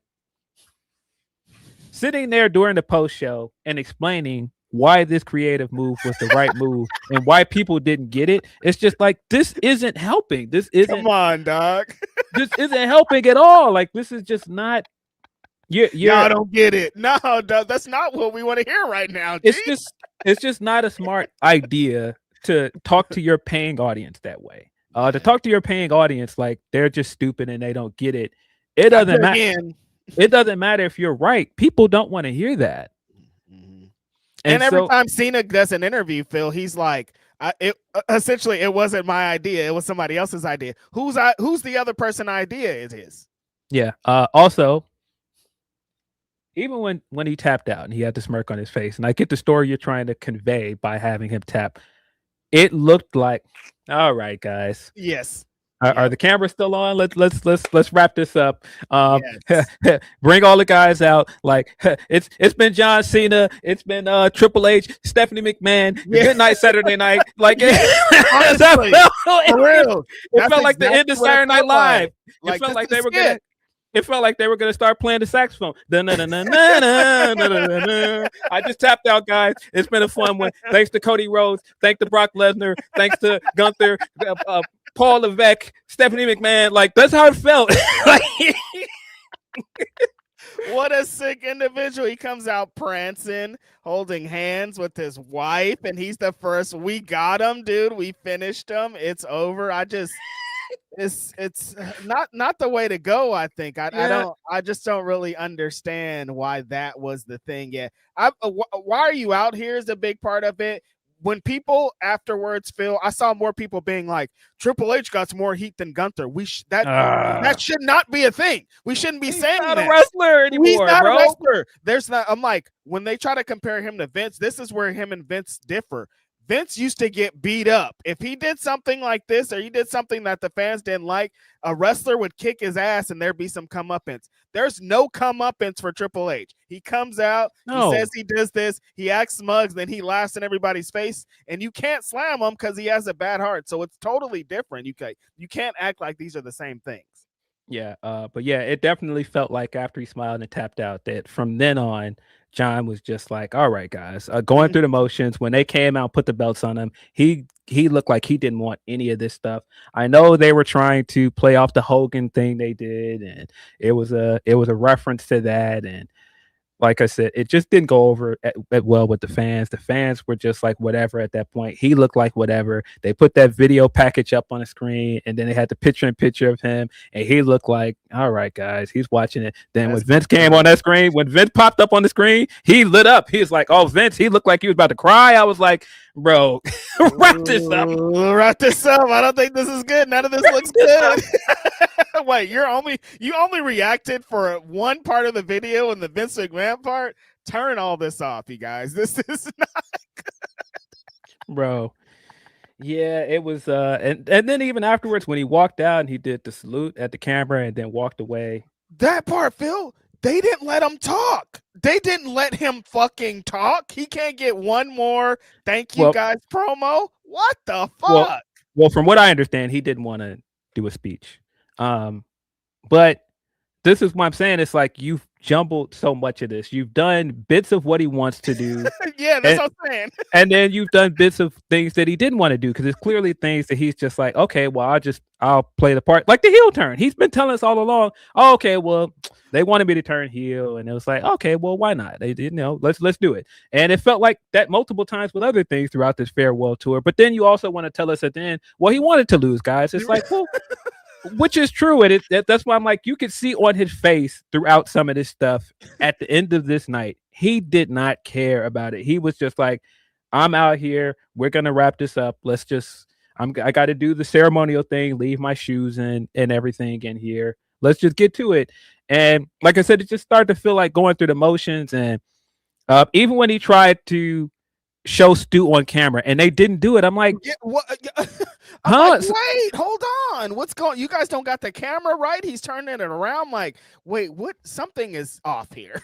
But that's also why I'm like, but they're quick to tell us he wanted to lose. But I'm like, you couldn't even show Stu on screen. This is something specifically he wanted to do, but you can do that. But then you're also just like, but he wanted to lose. He wanted to. Yeah, it's just too much mixed messaging here, and that's been the case all year. I don't think that has helped any of this. No. I've seen a lot of people making a comparison to Sting's last match and how Sting's was handled better. And they forced Sting like they should have forced Cena. Well, people got to understand that Sting wanted to lose. That was the report. And then Tony, of course, didn't want to lose. The Bucks wanted to lose to him. Yeah. They didn't want to beat him on the way out. But also, as a friend of the show, used to be a co-host on this podcast, pointed out, there's a difference between a retirement match and a match where we're celebrating someone's career. Yeah. This was billed as a retirement match from the beginning. And so I don't quite understand why, if you have people in the arena there, they know this is it. He's done. You're paying specifically for his last match. No, I just want to see him be Cena. Yeah. It's not like when Ric Flair was doing the thing in WWE and any match that I lose next could be my last. It was like, this is my last match.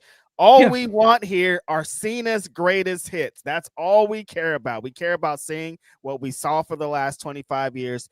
Just do that. These stakes aren't built on anything other than a feel-good moment for John Cena, and they didn't want to do that because they think swerving people is the way to get this. Yeah, and boy, this is again the mixed messaging of this company. Of Triple H has been doing this really since the curtain call of going, hey man, look, when I want, I could pull back the curtain and go, look, this isn't real. But then also, he cannot wait every time he gets a chance to go, ha, fooled you, work you, Mark, work you, dirt sheet guys. He cannot wait. He can't wait to do this goofy shell game he does his every favorite time bit where he shifts his hands around.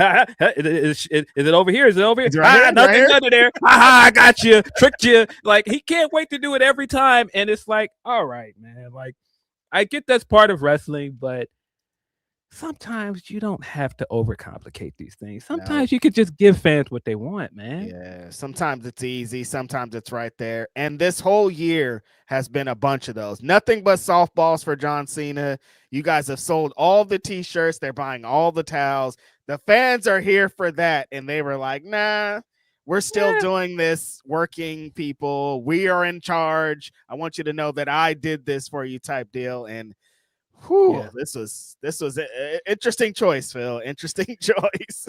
I also laughed at people saying that this makes the never give up shirts and all that stuff meaningless. They had spent years selling this merch, and like even Jeff Jarrett was saying how, what this does to our business. It's foolish to, spend all this time selling merch with never give up. Oh, my takeaway was this company has been telling us for the longest, we make stars. John Cena is John Cena because we made John Cena.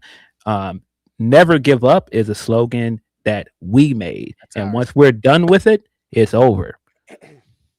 That's my takeaway. Yeah, no, same thing, Phil. It's like my takeaway was he's beaten everybody in WWE, but he'll never beat the WWE. Yeah, we made this guy a star. All that never give up stuff, we built that stuff. Yeah. And I also understand people that are like, this is a guy that is done to Make-A-Wish, and like, there's that clip of him watching all of those like, cancer survivors and, cancer patients talking about like what never give up meant to them. And like, he's like trying not to cry watching this and how much that meant to people. And then you get to this match and you had a chance to like really tap that home and you had him tap out. Like, some people just didn't want to see that. It doesn't even seem crazy either. It's just like, wait, you built his whole career was one fucking slogan: never give up, and the last thing he does is give up. That's like a bad lesson. Yeah, and I mean, look, and that's why I'm like, I think the story would have made sense if you had really ironed out this heel turn, and it played out for the entire year. And you got to the point where he tapped out because not because he gave up, because it was the right decision. You Yes. cannot continue to prolong your place in this company. You've done it already. You can't continue to hold other people down. You can't cheat people to stay at the top. At the end of the day, I'm tapping out because it's time for me to step aside. Mm-hmm. What a fucking story, man. I think that again, the match, I like the match. I think they got to a point, they locked in, and then the finish was just unfortunate.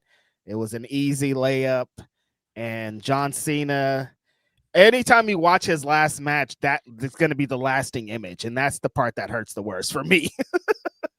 Well, I mean, it won't matter. That part of it won't be that big of a deal. They'll make this into what they want it to be. They'll get to play those shock moments of people in the crowd,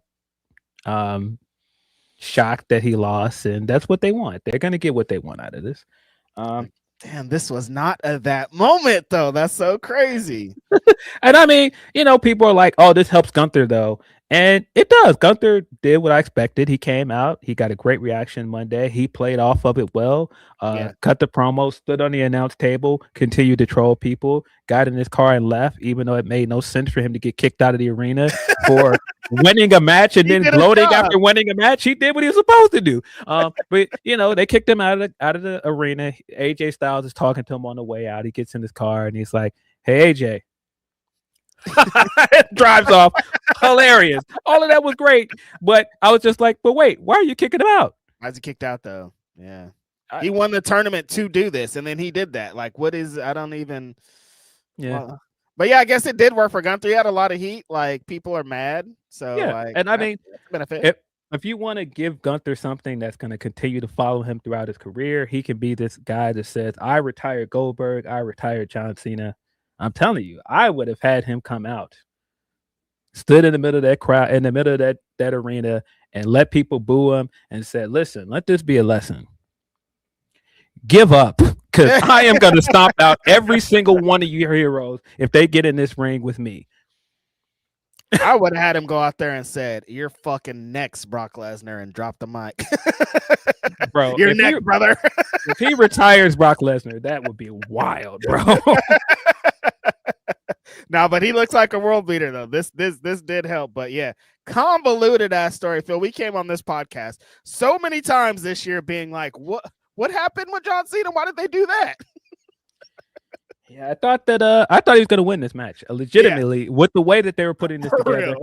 And then it was also weird because you did a tournament and the winner of the tournament never spoke to John Cena in the build to this match. They never had like a segment together. Nothing. It's just like maybe if you had done a segment to build to this, that would have helped the finish as well. But yeah, you had run out of John Cena appearances by that point. And that's what I'm saying. You had this whole year. You had his appearances laid out. There were people in this.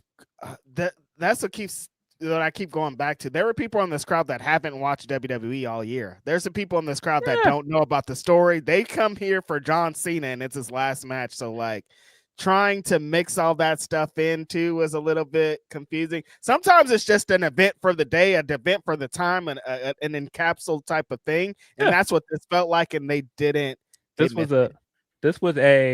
I mean, there were so many people reacting to this that don't watch wrestling. This was one of those moments where there are a bunch of people that don't watch wrestling, but they know who John Cena is. Yep. And so they're just looking at it. Oh, John Cena had his last match. Wait, why did he lose? Yeah. Yes. And that's why I'm saying you got to understand the moment. I think that there are a lot of people that bought tickets to this show. They talked about the attendance and how this is like the most attended show at this arena and all these things. And that's what I'm saying. A lot of these people bought tickets to just see John Cena be John Cena. They don't care about the story you did leading up to this. They don't care about what this does for wrestlers coming out of this. They just want to know who Gunther is. They're like, I don't know who this fool is. I care about John Cena. They just wanted to see John Cena be John Cena one last time. And we overcomplicated it. You didn't have to. Now I immediately have been thinking for the whole year that the homie Paul Levesque sabotaged. Like after every corner, he's like, how could I sabotage this thing? It felt like a bunch of sabotages because, again, it feels like he's mad that every time John Cena was the number one guy, he wanted to be the number one guy. He thought, I'm going to marry Stephanie. That's going to be my dad. Like, it's going to be fine. And it was never fine for him. And now he's getting his revenge. He got the final laugh, as you see. The idea that that's very funny because it's such a wrestling thing. And I would not be surprised, but that, wow. He's like, I got him one last time, Steph, and laughed in his face on the apron. Like, I mean, like, really did it for you. But like, whew, what a story, man. I didn't know it was going to end like this, Phil. I honestly thought he was just going to win. He was going to be in the middle of the ring with the American flag, waving that shit, and people were going to be going ham, and we are going to go home. But that is not what happened. No, that's not what we got. We got the end of the night with that image of Cody Rhodes standing outside the ring, looking at his hero's shoes in the middle of the ring. What a guy! Looking at Cena's Skechers or whatever shoes he was wearing. A clip of Jey Uso. He's like, nah, he left his raggedy Skechers in the ring. That's it. That's all this is. Yeah. The Usos be lit, brother. Brother was. Woo! Yeah. He was having a good time. I was dying laughing at it because I was like, oh, he's lit. And then I was like, this guy is never going to be world champion again. We don't know how to act. We can't be dog. You can't. They watch these videos, man. Listen, Ric Flair used to get his shit off back in the day. He show up drunk, have fun, and all this. They don't like that shit now. You're on social media, wilding out. Like, what are you doing, dog? Yeah. Now he got back in his tag team with his brother Phil. He knew exactly what time it was. Like, I know where I'm at. Nah, it's that time. Tag team back again. Whoa, there it is. Come on, man. Checking the record. Let's begin, man. I see they already got him back with the New Day. They like, look, just go back to your thing, dude. You're done here. Oh, man. Crazy. Well, this has been a wild year of wrestling. I'll tell you that much. I'll tell you what. We're going to get into some more wrestling. We're going to read some more of our super chats and humper chats. But before we do that, I'm going to hit you with a word from our sponsors, Aura Frames. Mm-hmm. I'm here to help you Aura Frame. Not Aura Farm, Aura Frame. With auraframes.com and the code FIGHTFUL. Right now, get $35 off their best-selling carver mat, named #1 by Wirecutter. This deal is exclusive to our listeners, and they sell out fast, so go ahead and get yours. This isn't just a digital picture frame. It's next level. Get the Aura app, and then you can add photos and videos remotely all year long. That means you, not just the person that you get it for, you as well. It's very easy. You can preload messages on there as well and share those special moments all year long. You're looking for the perfect gift? auraframes.com and the code FIGHTFUL is making sure that you are covered. They're making sure you are aura framing all year long thanks to this lovely gift. Go to auraframes.com and use that code FIGHTFUL. If you're looking for an easy Christmas gift, a way to display your digital images, auraframes.com, use the promo code FIGHTFUL. Get you some Aura Frames. Put you and your friends in there. Put a picture of Grapsody in there, maybe. Come on, man. What are you doing with your life? Imagine like somebody comes to their house and there's like Aura Frame, and it's just like a montage of just pictures of us. Like they're like, "What is this? These guys." Are you in the Christmas spirit, Phil? I haven't seen no decorations. I ain't seen a tree. I don't know nothing. Not the biggest fan of this holiday, but yeah, I don't know. No, I'm not really in Christmas spirit. Yeah, me neither. This year is just like, I keep forgetting that it's Christmas. Honestly, people bring it up like, oh yeah, that is next week, because I just don't even know at all. It's crazy. Yeah. Send us your super chats. That's the best way to get your chats read on this podcast. You can also send us a humper chat at humperchats.com/Fightful. Absolutely. Let's get into a few of these super chats and we'll move forward. The homie Ben Sipner says, "Bear down." Let's go. You better know it. Get this W over these guys, man. Get them cheese graters out. Appreciate that, Ben. The homegirl Shanika says, "I'm from Indiana originally. Phil tells no lies." Y'all know Indiana slander. Y'all know what? Y'all know it ain't. Y'all know it ain't nothing going on in this city, dog. Come on, ain't nothing going on in the state. Come on. What's happening in Indiana? Honestly, I've never been there. I don't know nothing about it. Some corn. There's some. I don't know. Some corn. I like corn. Got some. I remember. I remember they used to have like the amusement park, Indiana Beach. But other than that, I don't know. I don't know what's going on over there. The homie J-Rose is gonna be mad when he hears this. Some cigarettes, some firearms, some some dodgy parts of the country that I probably shouldn't be alone in after dark. I did hear it goes down. That's why every time they're like, because they always throw our cities under their bus first, Phil. They're always like, Chicago, Oakland, it goes down. I'm like, y'all, there's some places that are wild that don't get the recognition that you can't pull up in. You can't show up. You can't drive through nothing. Mm-hmm. But it's always Oakland and Chicago, the crazy ones. Oakland. Appreciate that, Shanika.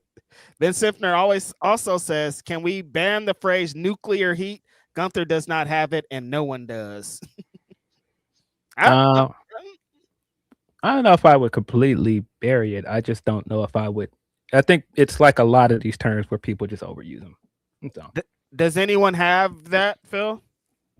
Currently? Yeah.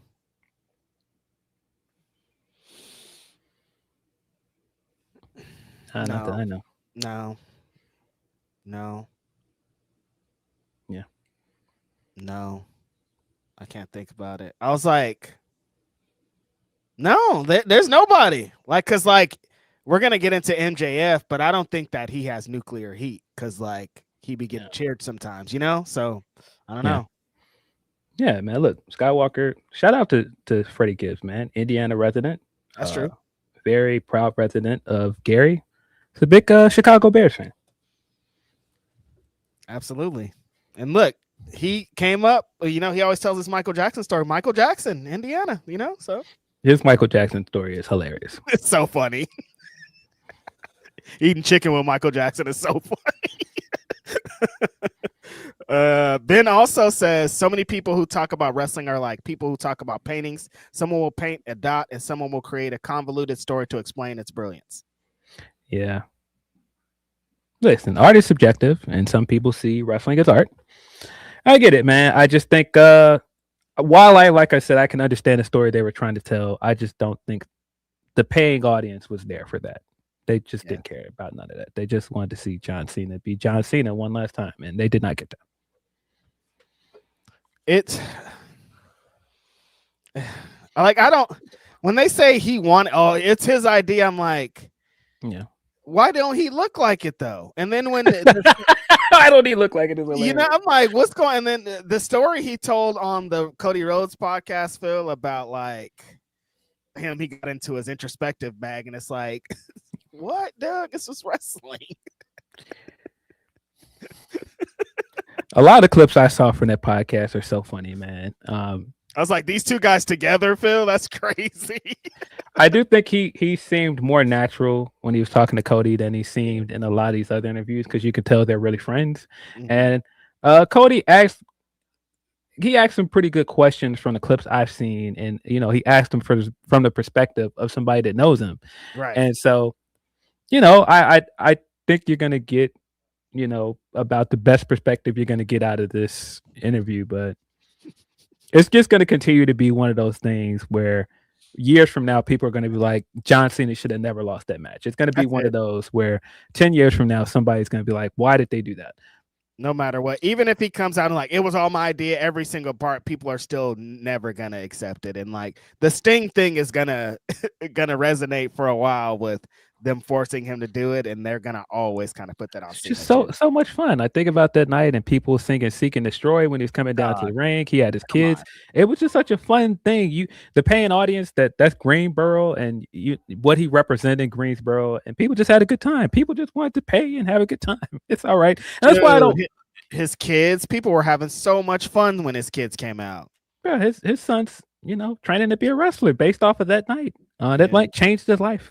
And that's also why I don't understand people that are like, oh, how dare you boo? You made this about yourself. And like these fans are selfish. No, when I pay my money to come to a show, if I feel like I didn't get what I wanted out of this, I'm disappointed. I'm gonna boo. That's what happens at shows.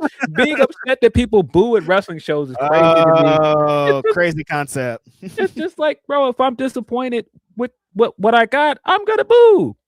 We got to a sick place, Phil, where boos are bad. Like, oh no, don't do that. Everybody needs to be clapped for. Everybody needs. You deserve a chance. I'm like, no, we gotta keep some of the morals that have been in wrestling forever. And booing is a thing. If we don't like it, we're gonna tell you we don't like it. Have some respect, you marks. Like wrestling fans saying that to other wrestling fans, it will never not be ridiculous to me. Like, bro, you're a mark. What do you mean? All other people marks. I don't get it, man. I can't.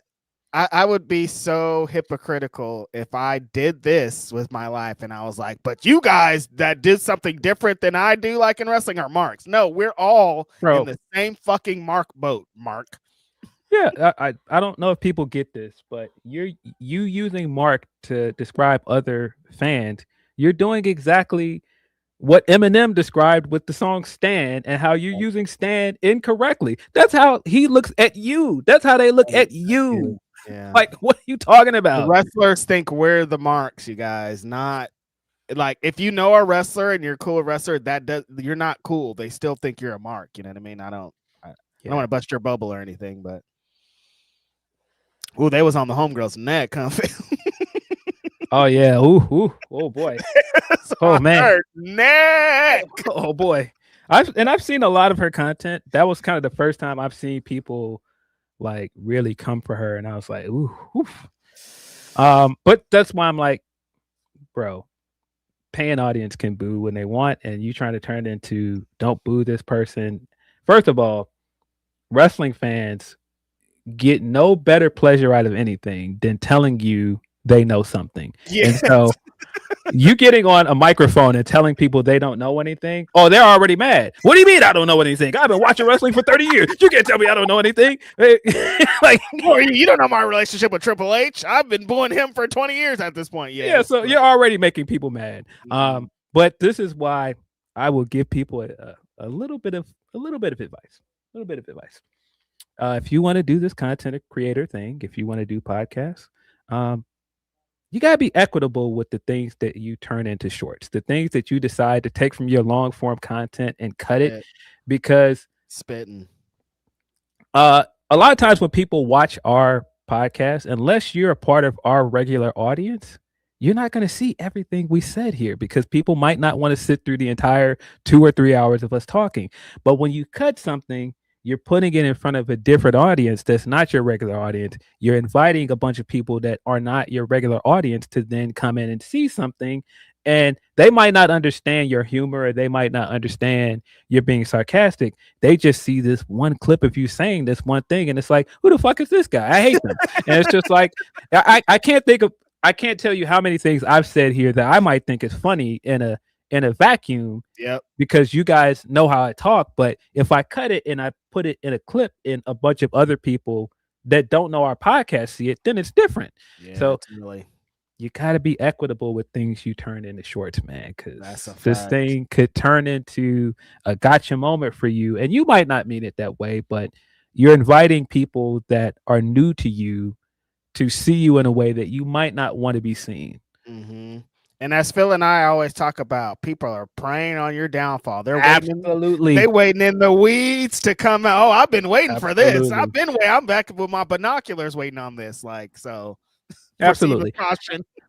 Yeah, and I don't know homegirl Weezy, that's her name. I don't know her. So I don't I don't know where she stands on these things. I saw that clip and I was like, ooh, that's not going to go over well. And then when it didn't go over well, I was like, that's kind of what I expected, because you're taking something that people are universally saying they didn't like, and you're looking like, even if her stance was to defend him on this, that's how it looks. And it's just like, people don't want to hear that. And I want to be able to say, I hate this. And then when you're telling people, oh, don't boo. Why are you guys hating this? Why are you doing that? You don't want to. That's not really the vibes. Let people enjoy things, or on the opposite end, let people be mad at things. You can let people be mad. And more importantly, you can let people be stupid. That's a fact. That is people don't know this about me, but I went to therapy for a long time, and let me tell you, therapy is a good thing. Yeah. Anger management, great thing. Sometimes you need to go and sit down to people and iron these things out, talk these things out. But one of the things I learned early on is you got to give people room to be stupid. Sometimes people are stupid, and that's okay. You don't have to correct them. You just gotta let them be stupid, man. It's fine. You don't always have to correct people, even if you know they're wrong. You can let me tell you why you're stupid, though. I have to let you know. Here's my breakdown of why you're dumb. And it's like, no, that's not fine. There are a lot of things. I mean, just like I described earlier with that Blake Monroe thing. I think people go overboard, and I think people talk out of their necks when they don't know things all the time. But it's wrestling. It's wrestling fans. They do that all the time. It's going to continue to happen. People are going to continue to talk very confidently about things when they have no idea what they're talking about. It's just how it is. And microphones are cheap, and podcasting is easy to broadcast. So it's just going to give her, everybody thinks that their opinion is something now. Everybody's an insider. There's so many bits that are going to continue to happen. So we're going to navigate it how you please. Yeah. So, listen, sometimes you don't always have to listen. I see things I don't like all the time. I see things I'm like, oh, that's dumb. People are being dumb. I will just refrain from commenting on it. JD shit last night. I'm like, I don't even. We're not winning here. Like everybody got their dunks in, and everybody has their bits, but it's like, what's really happening though? So I said what I thought about it, and that was kind of it. But I think people turned it into I have to respond directly to him. Yeah, and you don't have to. I just think that I will forever think this idea that I don't agree with an opinion, and so that it isn't a real opinion, it has to be paid for, is a fucking dumb response to an opinion. It's responding to something and not just being like, I disagree and this is why. Instead going, no. This is a completely fabricated opinion. Somebody paid for it. It's not real. Like, why? What is the point of it? They are not shelling out. Tony Khan is not sending checks to every outlet to talk good about his company. It's just not happening. There's no budget for that at any of these wrestling companies to pay people to say good things about them. They don't have to. Wrestling fans will do it for free. Why would they be sending out checks? Absolutely. That's why I'm like, every time people do that, oh, this person's a shield, they're getting paid. Buddy, have you seen the landscape of this thing? Like, have you seen some of the people that are covering wrestling? Do those people look like they're getting paid? I'm saying, dog, come on. Do those people look like they make a lot of money?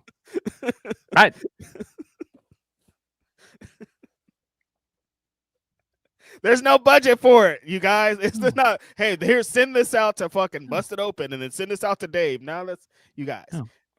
Everybody's doing it for free. They're shilling for free. There's no checks being cut, guys. No. I wish people would stop trying to unearth that conspiracy that this person's being paid, this outlet's getting paid, this outlet, the dots connect. They're linked to this company because of this. Like, somebody tried to respond to me and say, well, Sports Illustrated is owned by Warner Brother Discovery. No, it's not. Where did you even come from with that? No, it's not.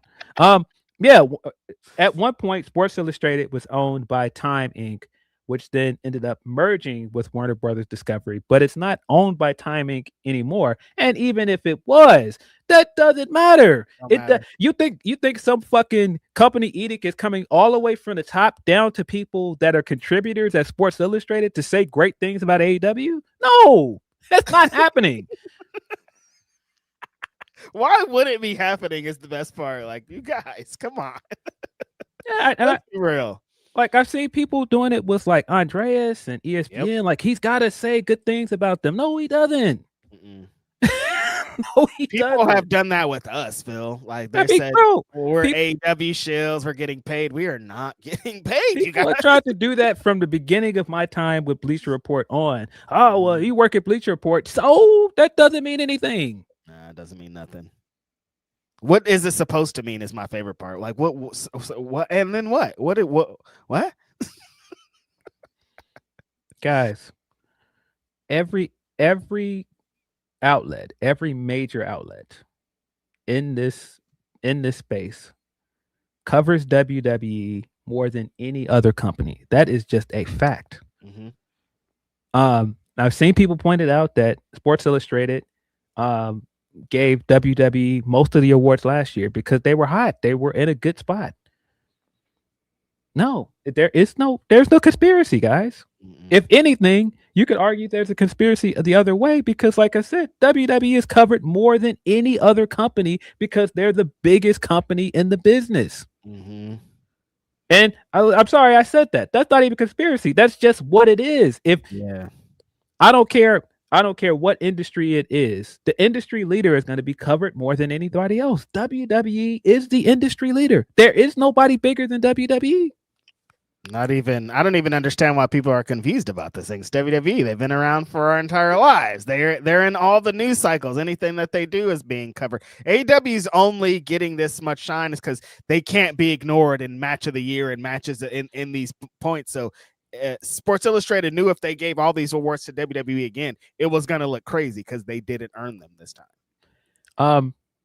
I saw someone say this as well, and I thought it was an interesting take. But they were saying how a lot of people that do these kind of things, do year-end awards, they are going to be more favorable to AEW because AEW caters to the kind of wrestling that they like, and it's not a surprise. It's not that those outlets are bought. It's just that AEW does a better job of catering to their preferences in wrestling, and there are some things to that. But I also think, go figure, people that like wrestling and wrestling matches are going to enjoy a company that their main focus, the thing that they do best, is high quality matches. Yeah, it all makes sense that AEW would be getting those awards, and there is some merit to that. Like they cater to people who make lists and do things like match types and times and all that stuff connected. So year in, that's going to connect a little bit more than WWE, who focuses on stories and such. I think the same thing with star ratings because, if you're talking about a guy that gives out star ratings in terms of like quality of matches, yes, people that focus on having high quality matches are the ones that are going to get more 5-star matches than the company that focus on stories and moments. That's not that hard to understand. I don't know. Like there's a reason that Will Ospreay has so many 5-star matches because he's a 5-star match wrestler. You know what I mean? Yeah. Oh man, what a life. The homie Deontay Soigné says Seth Rollins said it's easier to be a heel than a face because everyone wants to be mad and hate things nowadays. I 100% agree. Happy scares people. Seth is right. Yes. But a lot of people don't want to hear that from Seth. Yes. Seth has also appeared gotten to multiple times. And so people don't want to hear that from him. But he is right about the fact that wrestling fans and a lot of people in general are negative and they like to bash on things. So it's easier to be a heel because you're supposed to get booed. But at the same time, in his company, this is probably the best time it's been in a long time to be a babyface because look at the crop of baby faces and how over they are. So I get where he's coming from. I do understand that wrestlers are more scrutinized than ever. Definitely. Yeah. And he's kind of good on two fronts. I agree. So yeah, I do understand that point, and I do think that like even if you look at Cody, like Cody is a picture perfect, pure baby face. He's exactly what they want out of a white meat baby face. But people keep trying to chip at his time with WWE and say, look, people don't really like him, or look, it's dying down. He's cooling off. People are gonna eventually not like him. And it's like, no, this is exactly what you guys should want. You should want a pure baby face, right? What's the problem? Mm-hmm. Yeah, the Seth thing is kind of funny because, like, while I do agree, I also don't kind of agree because of the point you made, Phil. WWE fans don't even like to boo people. Like, that's not even like really the new crop of fans. That's not really in their vocabulary. They're about people being over. Like, even the Dominic Mysterio shit is like, they're booing because they like him, not because they hate him. You know what I mean? Like, it's even different how the boos even work these days. So it's like, yeah, but like, who's really a heel anymore at this point? And the dynamics are so blurred that it's crazy. I think you're right, but I think that for the last few years, longer, I think the point is that people want the choice. They want the choice. They want to feel like they have made the choice themselves to cheer somebody and to make somebody the guy. When you tell somebody that this person's the guy, they're always going to boo that person. It doesn't matter how good they are at playing a baby face. If the company is telling you cheer that guy, a lot of times people are going to turn on them. Look how quick people turned on Jey Uso. Like, this guy was incredibly over, and it is happening more and more. The more they keep telling you, look how over this Yeet thing is, the more they like beat this into the ground. I saw someone say that they're trying to turn the Yeet into the yes chant, and I was like, it's so spot on with what they're trying to do, and fans are rejecting it. And so I think you're right that it is easy to be a baby face in some ways, but I do think because fans are smarter, fans want to be able to make the decision on their own. And I think that's part of what he's saying, in that, you know, once fans are out on you and once fans are negative, it's hard to win them back. It is. Like, I don't know if Rollins will ever fully get him back because the internet fans have the perception of him. I think the WWE fans, in the end, are going to come to respect what he did for them, but he's always going to kind of walk that line because fans feel a certain way about him. I mean, even with him, it took them a minute to appreciate him, and the, you know, people doing the chant and singing along to his theme song happened organically. And I just think that's what it is. You know, fans want these things to be organic, and when it doesn't feel organic, they're going to reject it. It's so funny that WWE still does that. They still go by that mantra because it's always, fans every time have rejected when you try to force somebody. Like, look at how long it took Roman to get over. It's like, you keep telling us this is the guy. Nobody's ever taken the you forcing the guy on us guy until it was on their own terms. Exactly. And that's happened in so many companies. I mean, that's what's happening with Shota Umino.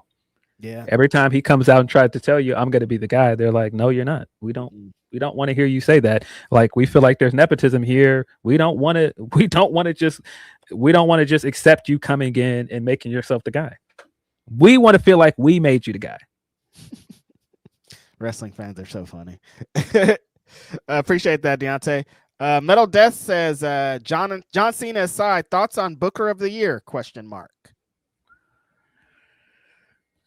I mean, I think it's Tony by default at this point, because he's the second biggest promotion and they've had a much better year creatively. There are some things that Tony has done this year that I haven't necessarily liked. Yeah. But I do think AEW has all around been more consistent creatively than WWE has been. AEW's had way more good than the bad. The bad, some of it I'm like, I don't really like it. Like that battle royal this week, Phil. What was going on there? Like, I didn't. There's people on the outside sitting down looking at. I'm like, this is weird. There's some moments like that where I'm like, huh? But for the most part, like, I've been thinking about like year-end list, and it's all AEW matches. You know what I mean? Like, they did what they needed to do. So I agree. I would totally say Tony too. You might have to say the Booker of CMLL with how many sellouts that they've had back to back, how many of their wrestlers are super over in different promotions and things. Like, there's a talk, but like Paul is not. He's not in contention this year. Absolutely. This I feel like this has been his worst year as a booker, and I think that's kind of the consensus when you see how people are talking about him online. Most people. When you see the reception, and a lot of stuff this year, it was a layup. Mm-hmm. Like I don't really understand how he fumbled some of the things coming out of 2024 that he did, but yeah, I think Tony excelled and really the build coming into All In. I think the build coming in All In was some of the best stuff in wrestling. The storytelling with Hangman, Hangman's story was great, and just the way that the Owen in itself was booked was really, really great. He's made some odd decisions since All In that I'm not the biggest fan of. Like some of the booking for the women's tag title tournament was strange. The current booking with Joe is also very, very strange. I'm not sure what the direction with Joe is. I'm not sure why they even did that shock title change if they were just going to bring MJF back. Like it doesn't feel like Joe's going to have that belt for long after what we seen with this match. I'm like, I'm confused, you guys. Yeah, so Tony has just keep it on Hangman, but whatever. Yeah, Tony hasn't been a perfect booker by any stretch. He's made some head scratching decisions this year as well, but the thing that immediately takes Paul out of contention for me, bro, you fumbled a heel turn that people had been asking for years. So long. You got what people were trying to call the best heel turn ever at Elimination Chamber, and then you completely fumbled it after that. Fucked it. That the heel turn was, I liked the bits of it that happened, the smile, the rock stuff, blah blah blah. But then that WrestleMania match, Phil, like remember how we felt after watching that? Remember us being like, so bad, what the hell happened here? Like, what's going on here? And there was a bunch of that leading up to SummerSlam where it was like, how are you doing this? This is the easiest thing in the world, and he just never recovered. And also, he was kicking it outside. He wasn't focusing on his duties some of the times. They were just like, he did not earn it this year. Yeah, no. This was not a great year for Triple H or WWE. Appreciate that, man. The homeboy Vin Forte's chopping in, says, did you guys see that leaked Nick Kevin Durant video? Between that and Josh Hart going all Tom Thumb on Jalen Brunson, Nick stay goofy. Yeah, what's Kevin Durant doing, Phil? He beefing with Busby.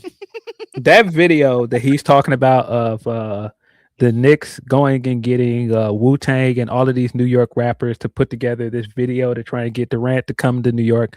Hilarious, bro. I had never seen that before. I didn't know that was the thing. That was weird. Yeah, the guy Pablo Torre, he unearthed it, and bro, hilarious, bro. I had never seen it before. Yeah, I didn't know. I didn't know that they made a bid to get him there, and Ghostface kill. I'm like, wait, what happened? Like, I'm super confused. And then I get on the internet yesterday, and Busby's like, keep my name out of your mouth, Kevin Durant. And I'm like, wait, hold on, what's happening? A lot's happening right now. I didn't see any of that, but I know that he said online that he's argued back and forth with Durant and like his DMs before. So yeah, that's hilarious. But Durant be in these Twitter streets, so I'm not surprised by that. Yeah, the NBA Cup was interesting to say the least. I think most people, given the way this year have gone, predicted OKC was going to make it to the finals. Big surprise win. The Spurs beat them right when Wembanyama came back from injury. Big win for the Spurs. I thought that was that made them look great. They look like up and comers, like they should. Nice young squad developing like a fucking alien, dude. His arms, how he can reach across the fucking court to grab a ball. I'm like, what is this, bro? Then we got to the Cup Finals, Knicks versus the Spurs. I picked the Knicks coming into the game, and the way the Spurs started that game, I was like, oh wait, Spurs might win this. That stretch where Wembanyama was hitting all those threes, I was like, bro, this guy is like ridiculous. I thought that Spurs might pull it out, but Knicks picked up the win. Good for them. Big win for them coming out of last year. I think they came into the season with a lot to prove with the way that they got knocked out of playoffs. So they needed this. They needed something to show that they're still going to be in the hunt for a championship. Right.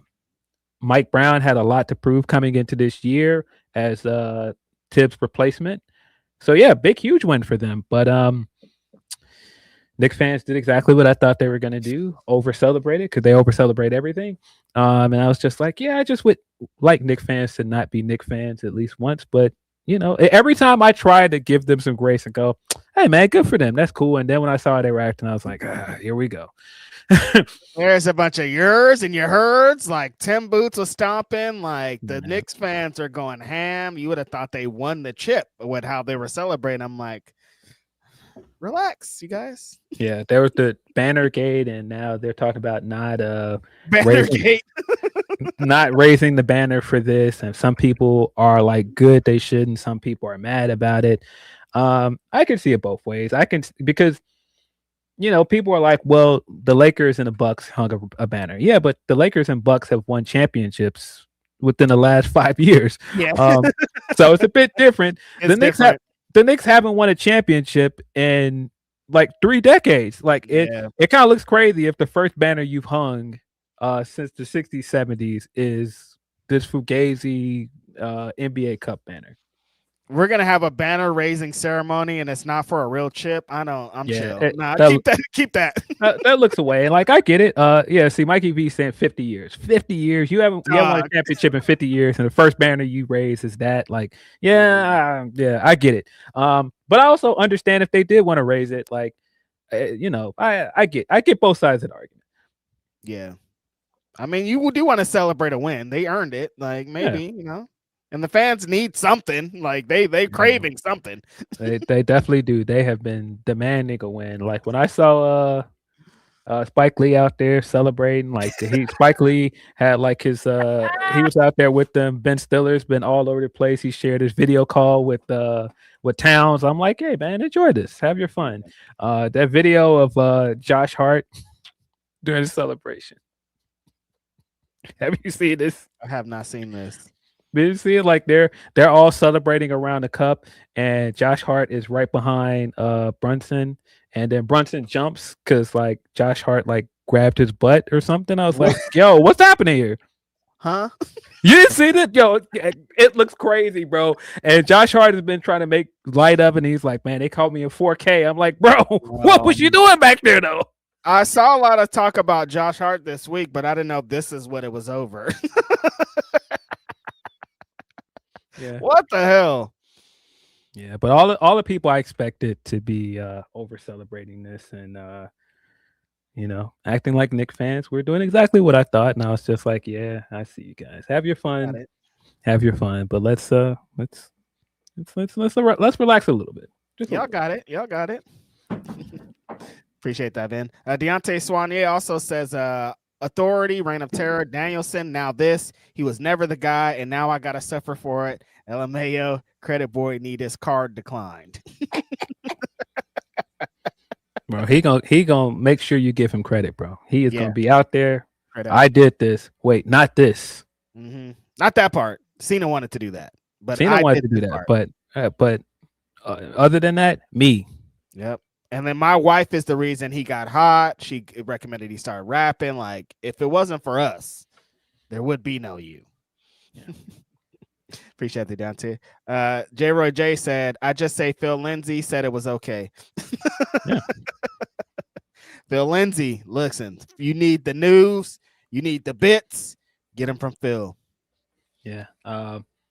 Spiral Trigger is saying I'm biased because Knicks fans won't leave my Pistons alone. Look, there's nothing wrong with not liking a fan base or their team because of rivalries. And I hate that people act like that you're supposed to be happy for everybody when they win. No, you don't. You ain't gotta be happy for everybody. Sometimes you can keep that same energy and be like, hey, I don't like you guys or your team. It's fine. Historically, it's been like that. Like, your team win, I hate your team. I wish everybody on your team wasn't on your team. Like, that's a thing. Bro, I had to suffer through a lot of Knicks fans talking trash when Jordan was on this team and the Bulls were good. And every time we beat them, I enjoyed it thoroughly. Mm-hmm. So I get it. It's forever. Orion Ben says, popping in from the CFP to wish y'all both and the Grapsody family happy holidays and a great wrestling year. Respect each other and enjoy the Graps. Absolutely. Appreciate that, homie. Thanks you for your support all year. Thanks for always chiming in, and happy holidays to you too. That's all of our super chats. We got some more Humper chats here. Got one from Tony P. Says the bad TNA, SmackDown, Cena interviews. Just Cena interviews. It's hilarious. Overall, Cena's retirement run, Paul's trash entrance to the fight, raging over end of the year awards, voting like a loser, women's North American title finish, the Theory unmasking, the booking of Julia and Mia Yim, who signed to TNA. The Austin Theory reveal did exactly what people expected, because everybody at this point predicted that it was Austin Theory, so it didn't really get a reaction. It wasn't like this shocking moment.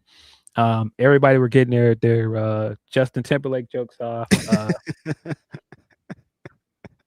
Yeah, they were kind of people. They try to throw him off by having a different guy in the mask, and they thought it was going to be a thing, but everybody believed it was Austin Theory, so it didn't hit as hard as it should have because everybody knew what was happening. Everybody knew it was him, and like I said, people got their jokes off. But also because Austin Theory has been off TV and he hasn't done anything really interesting in a long time, nobody was just like, oh, this is gonna be the thing. This is gonna be the thing that eventually gets us to like him. I compared him to Sammy Guevara in one of the group chats. I was like, he's WWE Sammy Guevara. He continues to get chance after chance. That's what he is. He's WWE Sammy Guevara. Oh, fuck. That's a sick comparison. So true. He is WWE Sammy Guevara. That's crazy. It's keep repackage him. We go find something. We go find something that sticks.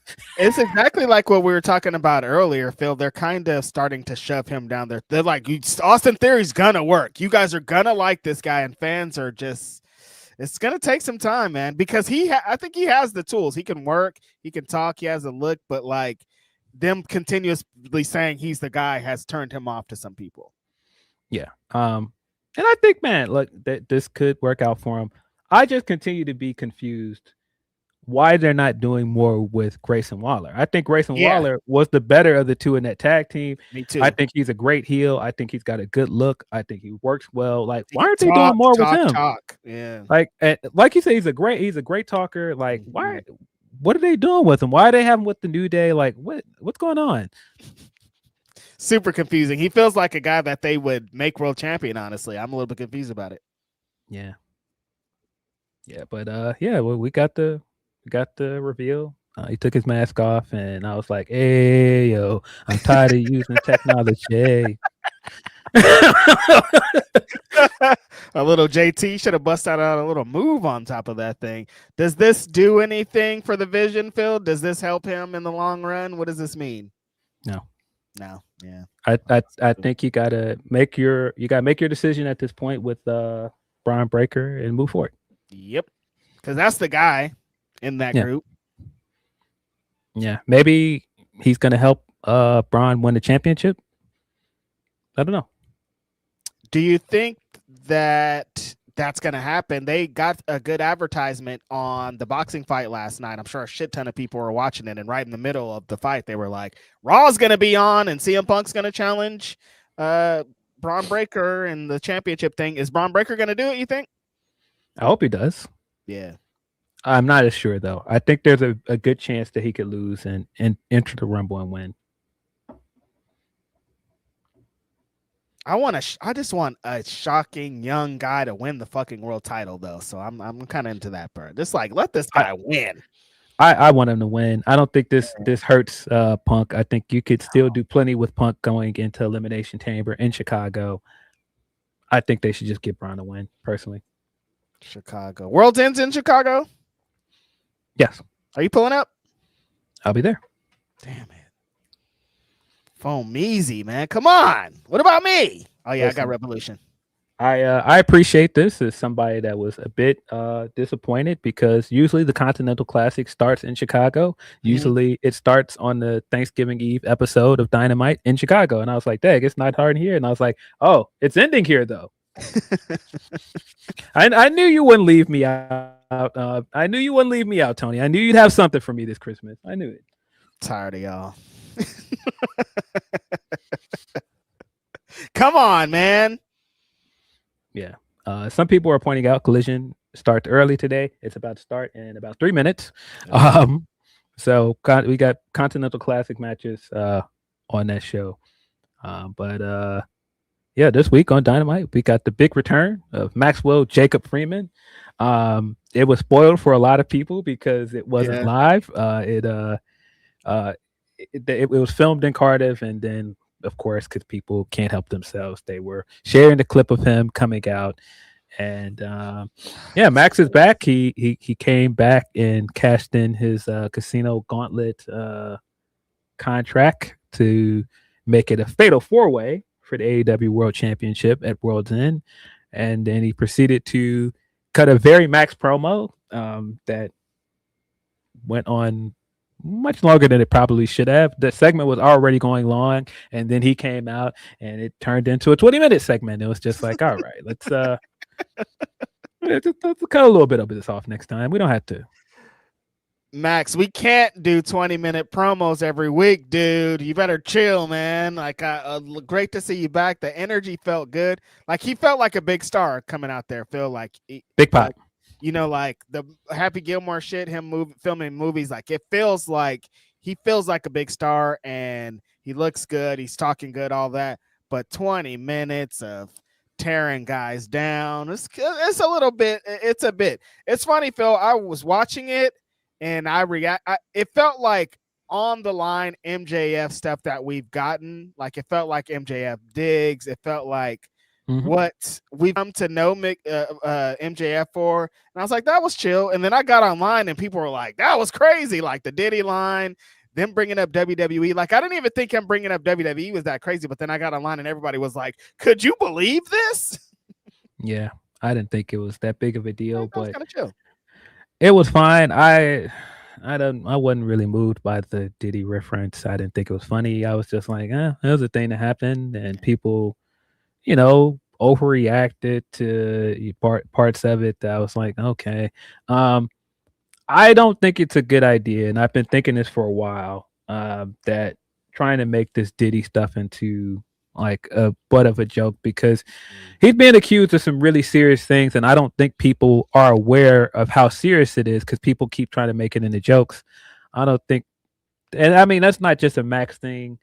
That's been happening a lot. People were trying to make a lot of the stuff during the case into jokes, and when it was no court, Diddy thing, I'm like, what? People were making all these baby oil jokes and all that, and it's just like, I don't know. I think we should probably take this seriously, guys. But other than that, I thought it was fine. I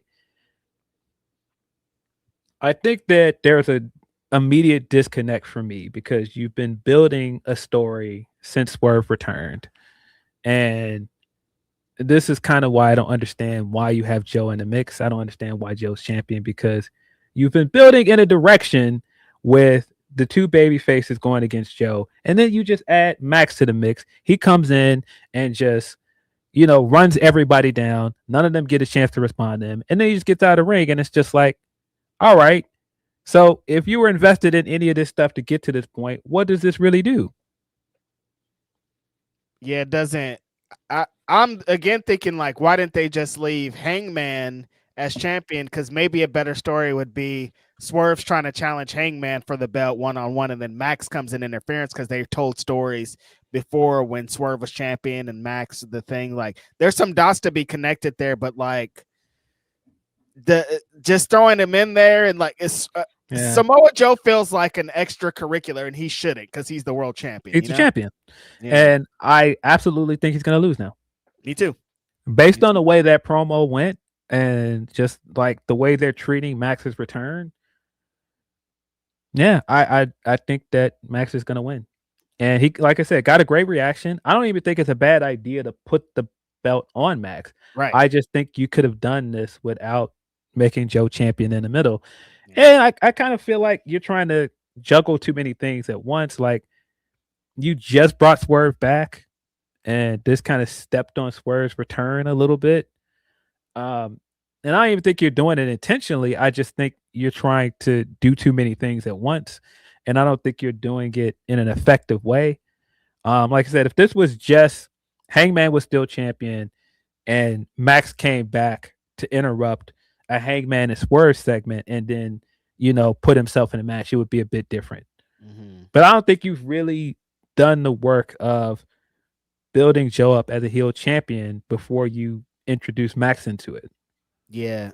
Like I said, when I watched it, it felt okay. But then going back and kind of analyzing, and I'm like, well, it was kind of egregious, like you said, that he just came in and tore all the guys down, and they just kind of stood there. And there wasn't like we have a no violence thing, or you guys can't touch or anything. Like, they should have been punching this guy in the mouth immediately when he was talking all that shit. You know what I mean? Like, if you're right here and we're wrestlers, like, why don't I just fight you? Like, you're talking very crazy about me. So, like, again, that's what I was talking about. Like, Max doesn't even have nuclear heat, because that was kind of a baby face thing to do. Run all these guys down and then run out unscathed. Like, what is that? Yeah. But now we got a fatal 4-way coming up for World's End.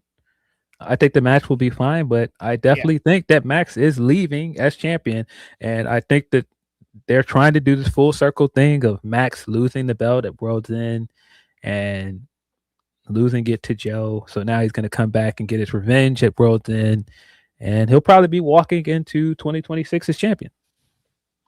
That's not surprising to me. Like, I feel like the same way you did. I'm not even mad at him winning the championship. I kind of think that was going to be that's where we were going to end up with this damn contract thing. And like I said, he felt like a big star, and I thought during promotion of Happy Gilmore, they didn't ramp it up enough, and there's some things that MJF could do as champion that are going to help the company, so it's not surprising. I just kind of hate that Samoa Joe's going to be a pawn into this, and how I never thought Hangman Adam Page should have lost at that point, and it might have hit harder if Max beat Hangman Adam Page. So it's like there's a couple of things connected to this where I'm like, okay, interesting choice.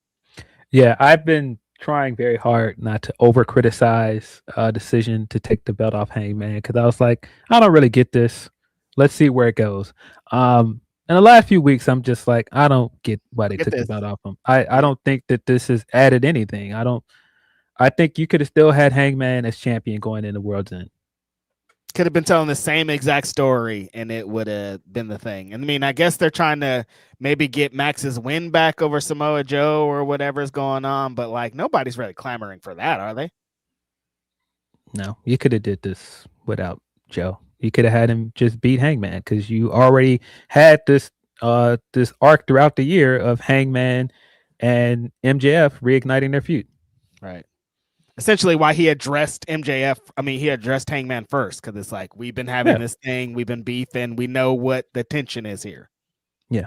And I mean, like I said, as for Max just being the guy that ends this year as champion, I don't have a problem with that. I think I think if you're looking at like homegrown guys, and you're going from one homegrown guy in Hangman that people really love and going with Max next, I don't think that's a bad idea. You've got a ton of options for Max coming into 2026 as well. You've got a bunch of baby faces built up for him to wrestle. Now you've got Kenny back. You've got a ton of new matchups for Max. I think that this could work well, but I just wish the execution is better. And I could be wrong. Maybe Joe's going to retain. Coming out of that segment, I don't know, man. It certainly feels like Max is winning. And it's going to be a difference between what we've been seeing and if Max is the champion. I mean, most of this year was Moxley as champion, this guy that was defending as champion. He was on every show. Like, we've seen him pretty active.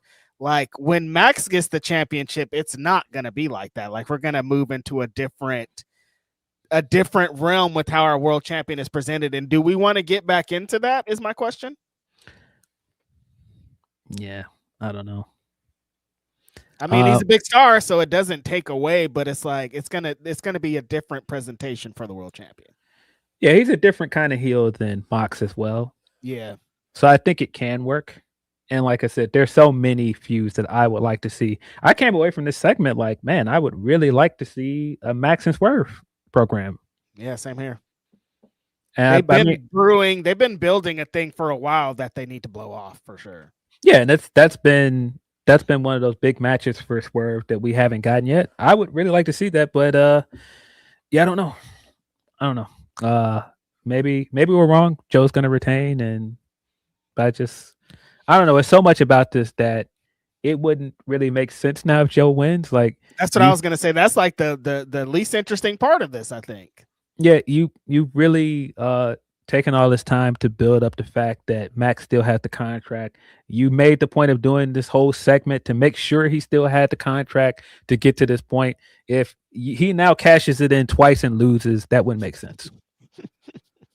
Kill this contract bullshit, though. We don't want to run into these issues again. This was awful. This was god awful. But yeah, I'm under the same impression as you. I think Max will leave World's End as world champion, and we go into next year on the Max train, doing what we do. That with that, there's a lot of matches to be done here. There's a lot of people back. There's a lot of stories to be told. But yeah, this segment was too long.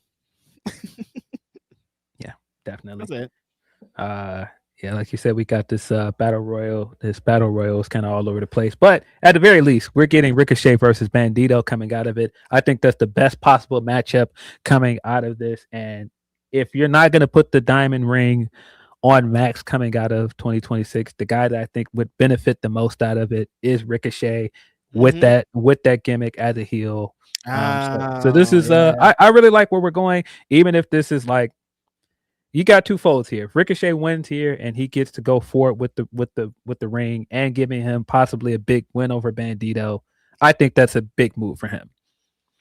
Yeah, this is when the match was happening, I was super confused. Like battle royal, I thought everybody starts in the ring. They're trying to do spots. The structure of this was very confusing. But then the outcome, I was like, okay, I don't care about anything that happened in this match. We're going to see Bandito and Ricochet in a big match for this Dynamite Diamond ring. And I think that's going to mean more than anything.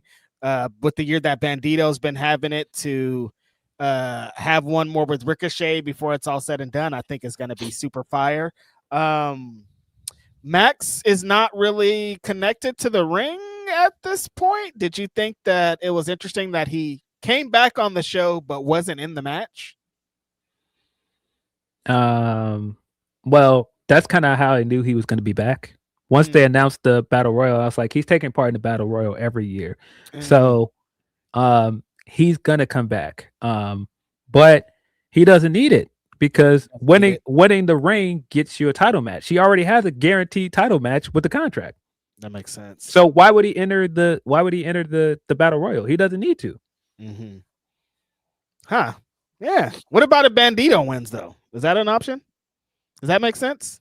I think it looks better on Ricochet, like you're saying. I think the concept of the diamond ring works better with Ricochet. Yeah. But Bandito potentially winning and getting a title match against either Joe or Max, that is a good move, but I kind of think Ricochet's winning, guys. It's just gonna look better with how Ricochet's working and how he talks. It just works a little bit better on him, honestly. Yeah. And Ricochet in a world title match. I am absolutely here for that. Want that and also need that. But yeah, this match is going to be insane. Yeah, very much looking forward to this match. I did feel like this 3 hours kind of flew by. Maybe because I went back and watched it later. I didn't watch it all live, but I did feel like this 3 hours flew by. I did laugh at the countdown afterwards. This definitely felt like one of those, yep, Christmas is next week. Let me hurry up and get this done before Friday. Here's the countdown special. See you later, guys. I got somebody was on the deadline trying to hit like, here, take this, man. Yeah. Well, the whole time I was watching, I was like, yeah, this definitely felt like, hey, here you go. Christmas break coming up. I gotta go. See you later. I left it on your desk. Yep. Hard drive's over there. Just running out. Oh man, yeah, this was a pretty good Dynamite flying by. I think the Continental Classic stuff just makes the shows flow a lot more better. Like the energy around it and how tough and competitive the matches are, I think means a lot to what the end of the year is for their television show. Absolutely. Continental Classic just adds so much to AEW's programming. It Mhm. makes a Collision a must-see show Yeah. because people want to keep up with the Continental Classic, and I do feel like it makes the pace of Dynamite work better because you've got straightforward matches, and I feel like it's such an easy vehicle to tell a lot of stories. I think it was very funny that Mox afterwards was like, "I love the Continental Classic. It's easy. You can't really cheat. You got to go straight for matches. It reveals who people are, and there are two ways to look at that." I was like, "Oh, what do you mean by that?" What does he mean by that? Yeah. But yeah, that really, we got several good Continental Classic matches because we didn't talk about the Continental Classic matches from the week prior. Mhm. But we got Kazuchika Okada. Sorry, I'm wrong.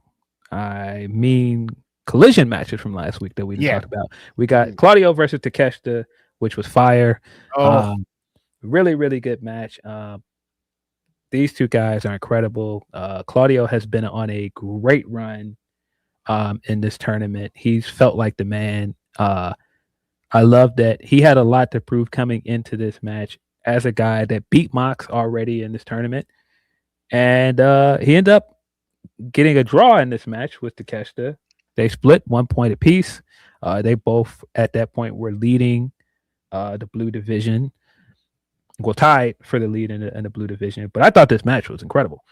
Yeah, this one felt like the most telegraphing draw. I mean, you got the CMLL World Heavyweight Champion against the IWGP World Heavyweight Champion. It's like, who's going to win in this match? And nobody could be pinned in this one. That's going to be a crazy one. But yeah, this was, Claudio has been on a nice little run since this Moxley thing's been building, and he's been kind of acting like the de facto leader, or however he's been acting, just straightforward with his matches have been incredible. And I thought a lot of his strengths came out in this match with Takeshita. Takeshita has been having an incredible year too. A lot of great matches added onto his resume. And the same thing, in this match, a lot of that stuff came out, like the trading back and forth of the strikes and the strength that they use in different places. Like, I think that this match showed both of their strength, and I actually like that it ended up in a draw. It got to the right place. You know what I mean?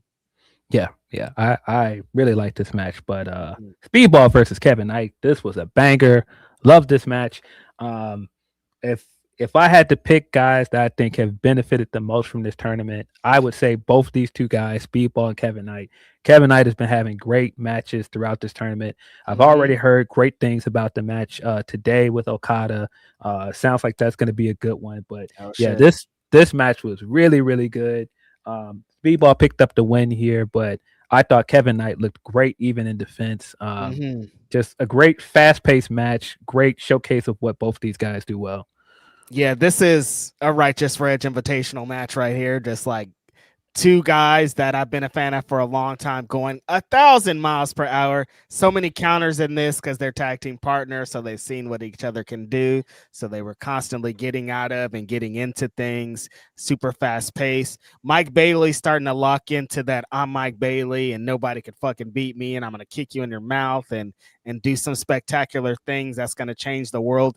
But Kevin Knight feel like, again, I knew he was going to really get over just because of his personality and how he works. But like, people are talking about him. Like, I'm happy how people are talking about him. Like, he should be world champion. He's next up. We got one. Like, everything that I've always loved about him, people can see that. And it's coming out with each performance. This Continental Classic has benefited it so much. Like, his confidence is through the roof, and he's working like a vet, and everything that he's doing just so great. Like, he's been perfect for AEW, honestly. Yes. We talked about it earlier, the potential of Kevin Knight as a heel. I did notice at the end of the match, he did reluctantly give it up to Speedball. He did shake his hand. It took him a minute to do it. He seemed a little hesitant, and I was like, why did he do that? It's just a little subtle hint there. It wasn't really enough for me to say absolutely he's turning heel, but I did question. I was like, why is he taking so long to shake his hand? But there could be just like competitive spirit coming out, like he really wanted to win that match. But yeah, banger. I thought this was a great match. Super fun. Exactly what the Continental Classic is that match. Yeah. From the Holiday Bash episode, we got Jon Moxley versus Roderick Strong. Roddy hasn't had the best time in this tournament in terms of outcome, but he has been having great matches. I love that Moxley put over how much more dangerous he's been in this tournament, because he's been trying to really establish himself again as a singles guy, and he's not long for conglomeration. He's not gonna stay in that group long. No, he hates it there. He just wants to beat people up. He hates their little gimmicks and bits and stuff, but it's been showing. I like that Moxley's been hanging around Kyle and Roddy and guys like that, and the way that they work these matches has been super great and hard hitting and on the mat type stuff. Like Roddy's been able to really shine, being able to have Moxley as an opponent multiple times these last couple months. Yeah. Jon Moxley picked up the win here, but boy, he had to work for that win. Roderick was hitting him with all of the knee strikes, everything you expect out of Roderick, trying to break this guy's back. I love when he goes for the big high knee strike and Mox catches him in midair, hits him with that cutter. That looked awesome. There were several moments in this spot where Mox was just kind of waiting for his moment and capitalizing. But yeah, great match. Got Pac versus Kyle Fletcher up next. Another guy that I think has benefited a lot from this tournament is Pac. Pac has really hit the ground running coming after that win to Darby Allin from the pay-per-view. He's been so great in this tournament. He looks great, looks like $1 million. And he's been having fire matches. This match with Kyle was phenomenal. Both these guys have been the same way we were talking about Jet Speed earlier. I think that both these guys have super benefited from this tournament. Like the confidence, the way that Kyle has been carrying himself throughout this whole tournament and talking and just like his promos, everything has been like, I'm the best fucking wrestler here and nobody's better than me. I'm going to knock your head off. I'm going to brain buster you. I'm going to do something like that. But Pac's confidence on the other end is like, yo, nobody can touch me in this company. Nobody can touch me in the world. I'm bad. I'm the biggest fool here. The simple things that he'll do a suplex and you'll be like, what? Like, how does that look so spectacular? Like, he's just such a close-knit, tight wrestler, and getting in there with Kyle, who's been amazing on both ends, on offense and defense. But the way that he sells, the way that he bumps, the way that he his facials and fighting from behind, Kyle is on fire. Pac and the Black Arrow and just being so precise with everything. This was a phenomenal match, like Phil was saying. Yeah, it's definitely been a thing I've loved about Pac throughout this tournament, is that he has been like out there like showing the big feats of strength, manhandling guys, hitting people with these nasty looking strikes, and then he'll just pull out the Black Arrow out of nowhere. Like, yeah, I can still do like one of the most beautiful looking high flying moves in this entire company, on top of the fact that I also can do all the rest of these things really well. Right. It's always like, I really want to just smash your head into the mat and kick your head off, but I'll do this thing too, just because like I know they like fancy things too, because I'm better than you on that end also. Yeah, just incredible. I think people forget how good he was at the start of this company and how he felt like a contender for a world championship. Hopefully we get more of that next year. I want to see him get a world title match. I don't know how we get there. I think he's long overdue for a world title match. Yeah, he's just so good, man. He's such a great wrestler, man. And I feel like he's underrated. Funny enough, man. That's like exactly what I was gonna say. Like he's so good, he's underrated. Like I always said, like he's just as good as Kenny Omega is. He's just as good as Will Ospreay is. He's just as good as Swerve is. Like if given the opportunity, he could be the best wrestler in this company with all the guys still in it. Like that's how fucking good he is. Yeah, he's just amazing. Big win for him over Kyle Fletcher. On the first half of Collision that we got on Wednesday night, we got Orange Cassidy versus Mascara Dorada. Really fun match as well. This felt like a Orange Cassidy signature match where he comes out and he does all of his bits, does all of his high flying stuff, does the hands in his pockets gimmick. And Dorada's a perfect guy to do that kind of match with. It was kind of like the lucha style, but like Orange Cassidy spin on it. It was a classic Orange Cassidy and Chikara performance. Like we've seen him. He's a really good base with lucha guys, honestly. And this was on display here. Like you remember what the great qualities of Orange Cassidy in a match like this. He's flipping over here. He's rolling over here. He's arm dragging off of this. And then he's also taking things like, I think this was really great. Dorada's had some amazing performances in this tournament. Like I'm hoping he gets another win or two on the way out, but like he's been the perfect role of what he's representing in this. Absolutely. Tonight, well, currently going on at this moment, we've got Jack Perry taking on Speedball Mike Bailey, and then we've got Kevin Knight against Kazuchika Okada. They have not announced the matches for the Wednesday episode of Dynamite yet. But yeah, we're getting there next week. Saturday, we've got the semifinals for both the Blue and Gold League, and we've got the finals match both set for World's End. And it's in a week. That's crazy. Yeah, next week. I think Roddy is the only guy so far that is officially out of contention with 0 points. Jack Perry is right on the bubble as well. I don't want to go over all the points because I think if I go over all the points, it might spoil some of tonight's matches. But so far, we got the board for both the Blue League and the Gold League. It definitely still feels like, to me, we're heading towards Takeshita versus Okada in the finals. Yeah. I'd be really surprised if that's not the outcome of this tournament. That would be the most shocking turn in history if this doesn't end up as still Okada's thing, still Takeshita's thing. Feels like what we're leading to, but it's been incredible for the guys involved. I think Speedball and Kevin Knight really have benefited from it, and they're going to be even in an even better position post this. Yes. We've got a Mercedes match as well this afternoon that has been spoiled, unfortunately, for a lot of people. They could not for me. Yeah. We got story stuff coming out of that. We've got the match also set for World's End. Mercedes and Athena will be taking on the Babes of Wrath for the tag titles. Very surprised that nobody is challenging Mercedes for the TBS title. Yeah, what's up with that?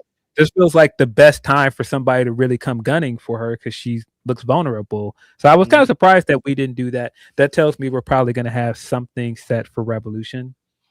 Yeah, that was kind of a surprising thing. Again, great to see Athena and Mercedes back. And quite possibly my favorite moment on Dynamite this week was Mercedes' sell of the pounce. The way that she fucking Willow flipped her ass like a goddamn pancake. I was like, see, this is why they can't do it like Mercedes, because she does things like this. But yeah, I think we need contenders, Phil. Is it because we don't have contenders? Like, what is this? I don't know. We got contenders. This made me second guess my thought, by the way, because part of the reason that I was kind of on the fence with Willow and Harley winning the tag belts is because I want Willow to challenge for the TBS title and I want her to win. Yeah. I came away from the finish this week on Wednesday feeling like it could still be Willow. Just the story of that finish and how Mercedes really came in there and stole that pin at the last minute. I was like, interesting. And I do like how the when Mercedes and Athena combined powers, like the finish of that was like, damn, it was jacking Willow up. Yeah, I think it's smart to have Mercedes and Athena challenge for the tag titles because they did have such a good match in the tournament and people did want to see more of it. So I think it makes sense for them to challenge, but I wish that they had more like here with the TBS title. I wish that we had somebody on TV directly saying, hey, I want to challenge for that belt. But I do think this match is going to be fire at the pay-per-view. Like, because when's the last time somebody just said that simple thing? I want that belt. Yeah. Like, sometimes wrestling isn't hard. That's all we really want. I do think it might be Willow, though. I think Willow might be the one that beats her for the TBS title, especially based on the way the descent has gone and the challengers she's had so far, the challengers that have managed to beat her. kind of feels like we're teeing it up to be Willow. They've been telling this story for a while, and I think it's still gonna hit pretty hard. On the opposite, see, I don't want them to do this of like the TBS championship falls to the wayside because you shifted all your focus to the tag championships, or you got all your like have focus on all the championships. Like you could have maybe got another tag team in here and have Mercedes defend or have Mercedes do double duty. I don't know what it is, but we can't forget about the TBS championship on the way up too. Yes. I do like the story though of Mercedes being on a losing streak right now. And so, yeah, she's just kind of like, oh, yeah, I want a tag title match. I want to be in this match with Athena. And so technically, if they lose, I can act like, oh, this isn't entirely my fault, guys. It's Athena. Or, right. I'm going and teaming up with another dominant champion. So they can't beat both of us. Like, and I do like how in the promo, when Mercedes made the open challenge for tonight, that Athena looked annoyed. Like she was like, kind of like, bitch, give me a championship or something like is sitting underneath there. So they are trying to tell some kind of stories. Yeah. I wouldn't be mad at Athena beating her as well for the TBS title. Yeah. But yeah, we'll see. Tyrone Kid is saying, are we forgetting about Layla? Yeah, Layla Gray did challenge right after the last Ring of Honor pay-per-view final battle. I just mean, like, in the last few weeks on Dynamite, you would think right now somebody would be like, yeah, you got this TBS title. I want that. And we haven't seen it in a while. Or like, I've been seeing you getting beat for some of your championships. I want to be next or something like that. Yeah. I also love out the Layla Gray too, who says broke her ACL, I think, during that Mercedes match. So hopefully she's okay. Yeah, I think she announced that recently. She's going to have to take time off. She tore her ACL. I think she had like either like a bodybuilding competition or something that she announced it around the same time. Damn, something like that. ACL. Rough. Yeah. What wishes to her? Yeah. I think the idea of Mercedes versus Willow, excited for that. The idea of us getting a longer Mercedes Athena match at a pay-per-view, I am definitely here for that. I think that was low key one of my favorite matches this year. Mm-hmm. They had such a great match in the Owen, and I thought that match could have been longer. We couldn't got more out of that. So I wouldn't be mad at that if that's the next defense for her. Yeah, that's on my list of one of the matches of the year. That shit was incredible. I love their chemistry together. I think they're hilarious. So more of it.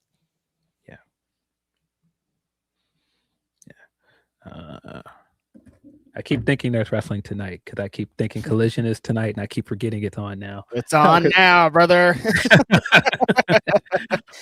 That's it. That no WWE shows on tonight. There's got to be something else on. Probably some. No more WWE pay-per-views for this year.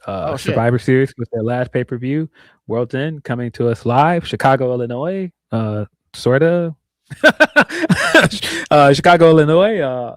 Now Arena, December 27th. I will be there. That is kind of all we got. We got Humber chats left. I'm a hater. I think we got one super chat from the homie Corey David who says thoughts on Oba, also Trick now on SmackDown. I think if you're going to bring Oba up, SmackDown kind of makes the most sense for him, especially after the Cody match. I think SmackDown is the most need of some more main eventers as well, because it feels like they focus most of the big stars on Raw at this point. So I think if you're going to bring either Trick or Oba up, they should be on SmackDown.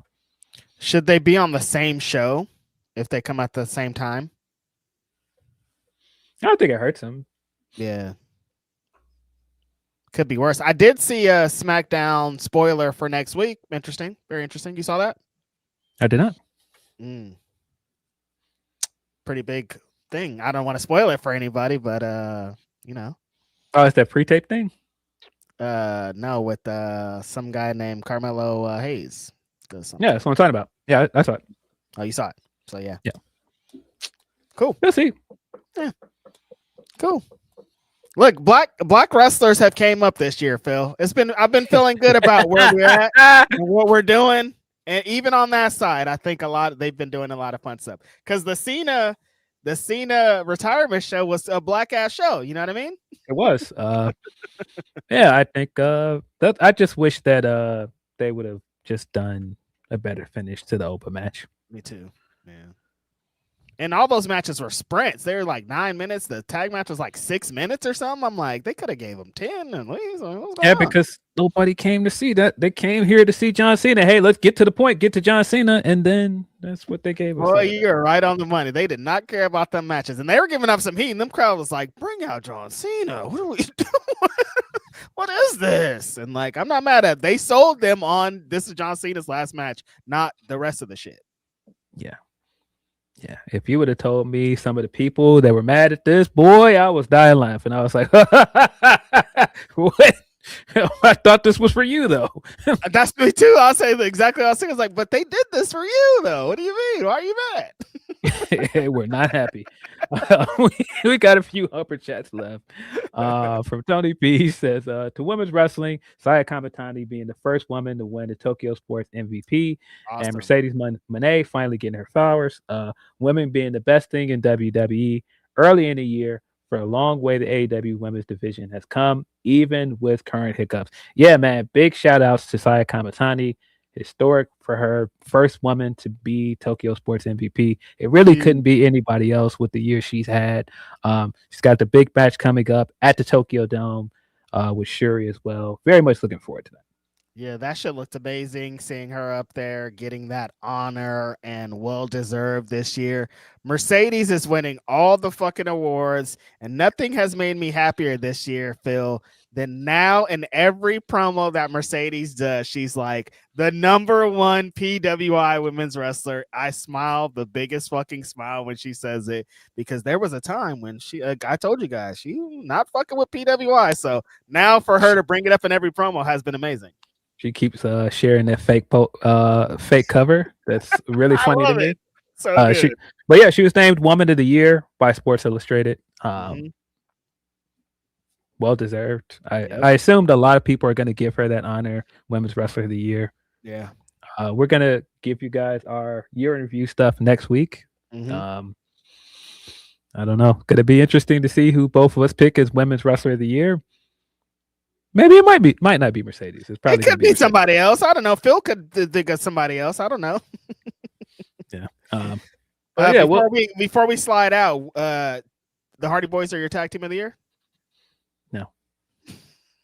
I understand why they're #1 on the PWI's list, because they were a main draw for TNA. They were a main draw. They, were the 4th rope tag team champions, NXT champions. Like, they had a big year in terms of the business that they did around the Hardy. So I understand it. They're not my personal tag team of the year, but in terms of the way that PWI picked these things, like, I understand why they are. I was more confused with like the order of things around it, because to have them #1 and then have Hurt Syndicate #2 and Brodito was under them, I didn't really understand that. I thought El Sky Team was going to be higher. Bucks are 14. Yeah, I thought Bucks would be a lot higher. Yeah. This was not a kind to AEW list. I'll say that. If you're talking about shilling, they were not shilling for AEW. They gave it up with the women. That's true. I mean, I guess Hurt Syndicate, but I don't think Hurt Syndicate was the second best tag team of the year.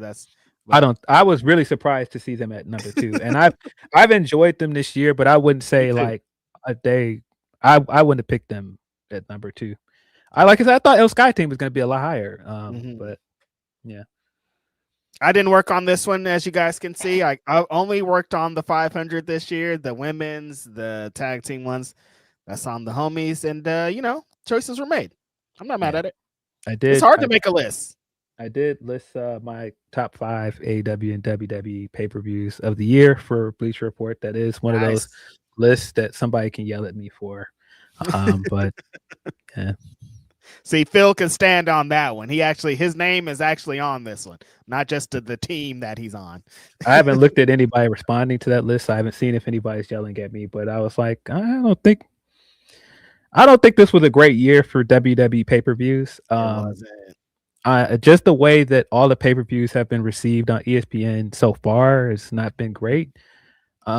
But I think they did have solid ones. Like I think Crown Jewel was a good pay-per-view. Evolution was their best pay-per-view this year, but Everybody brings up Evolution, so they did like it was really those two to me that were the top WWE pay-per-views this year. And they still made a lot of money. Like I think the business side fucking killed. Yeah. So the creative is it could be second to that. Yeah, but to me it was double. It was Double or Nothing by far. Double or Nothing was number one. That's why I picked at number one. I think number two was All in Texas. Then it was Evolution. Then Crown Jewel, and I think, well, why do I have to guess? I wrote the list. You did it. I can't. I'm drawing a blank on what I put at 5, but I'm pretty sure it's the homie might have said, "It's like, no, you're the homie."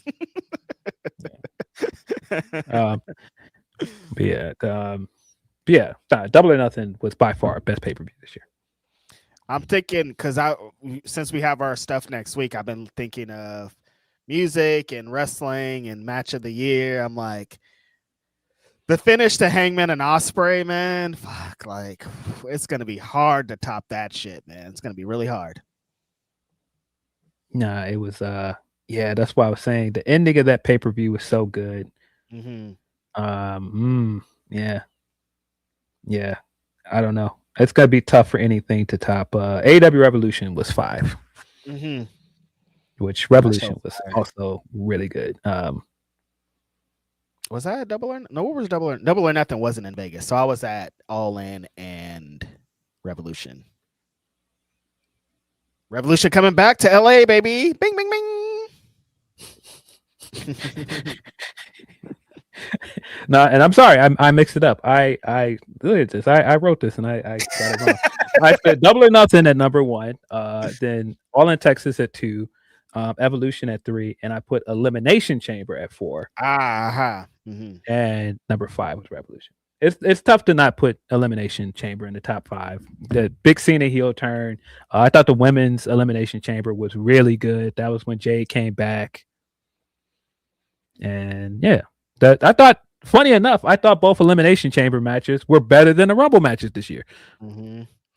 That you saying Crown Jewel made me think of John Cena's most egregious quote this week of his favorite WrestleMania moment, or his favorite wrestling moment ever is CM Punk apologizing. Oh no. Oh no. I just love when Phil Brooks apologized about Saudi. I'm like, that's not, why is that your favorite wrestling moment? I feel like he's trolling, man. He's gotta be like, he's gotta be trolling. But yeah, Crown Jewel was in Perth this year. That's where we got both the Crown Jewel title matches. That's where Seth tore his shoulder up. But I thought that was, for the most part, a good show. Seth big head, but yeah. Yeah, I love his explanation of it on that podcast where he was like, as soon as he did it, he knew it was a bad idea. As he was flying, he's like, oh, this isn't going to work out. The homie Ben Sifner says, Alex Windsor, no context behind it. He's just a big Alex Windsor fan. You probably know if you're watching TV. Windsor. Appreciate that, man. Appreciate everything today, Ben. That's all of our super chats? Yep. Let's see, we got a few more Humper chats. Got one from Tony P. He says, here's hoping next year is even more better for women's wrestling. Also, here's hoping we get Shida, Shuri tag team, and this World's End tag match leads to Athena versus Billy 5, and then leads to Monet versus Athena 2. Lastly, rest in peace to Rob Reiner and fuck Trump. Appreciate you, as always, Tony P. We got a few from Tyrone Kidd. He says, what's up, guys? Hope the holidays are treating you well. Shout out, by the way, to Troyden. Hear me out. He spent money going to both AEW and Cena's last shows, and you can tell the difference in how much he likes his wrestling, especially death matches. Who was that? Jordan? Troyden. Oh, gotcha. Yeah. That's hilarious. Tyron also says it may not matter in long run, but seeing the difference with the VIP experience is just nice to have a reference. Also, it's nice to see Reg out of horny jail after seeing that meme used for the newscaster lady. You're a real one, ranting Reg. I'm just doing bits out here, you guys. You guys see those arms? Like, lock me up, homegirl. Yeah, there was this thing going around yesterday, and I was like, "Yo, y'all are wilding, wilding." There's like this I guess homegirl that did like a Deadpool cosplay, and I was just like, "All right." Mm-hmm. Hey, them cosplays be, ooh, some of them are. Yeah.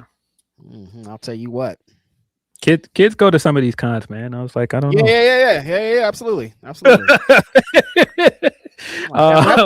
ass is hanging out, and there's children out here, you guys. But it's fine. It's a lot, man. I saw someone making jokes. They were like, "Look at her with all that Jey Uso hanging out." I was like, "Damn, y'all are on Jay's neck, buddy." Please don't hold me alone. He was world champion this year, Phil. That's crazy. Yeah. People have turned the corner. From Dex Baker, he says Cena's retirement was a glimpse outside the wrestling bubble for me. My sister wanted to go to the show. Wait, why are the tickets this much? Best friend watched the show. What do you mean Cena gave up? That's not what he does. That's what I'm saying. Like, you got to understand the audience that you're recording for this show. The people, the kind of people that are coming to this show, the kind of people that are tuning in for this show, they did not want to see him lose, man. No. And there's no story you could tell them to change that. Like, they wanted one thing. They don't need to be sold on anything else. Yes. Now, our last upper chat from Dex, he says, MJF speed ran my happiness to see him back. We can't go back to him sitting on that belt for a year. 25-minute promos, goofy pay-per-view main events. We sacrifice Hangman's run and Swerve's return for Max, I guess. I don't think we're going to get a long run with him if he does win. MJF? Yes. Yeah, no, I don't think so either. I think the great thing about it is you have several really over baby faces for him to work next year. Like, you've got the potential of, Hangman trying to challenge him again next year. You've got the potential of Kenny Omega. You've got like some of the guys coming out of this tournament. You've got a new guy in Kyle Fletcher. He's not a baby face, but the idea of Kyle Fletcher versus MJF is a strong match. You've got so many options for him as champion that I think this is going to be different than his first time around.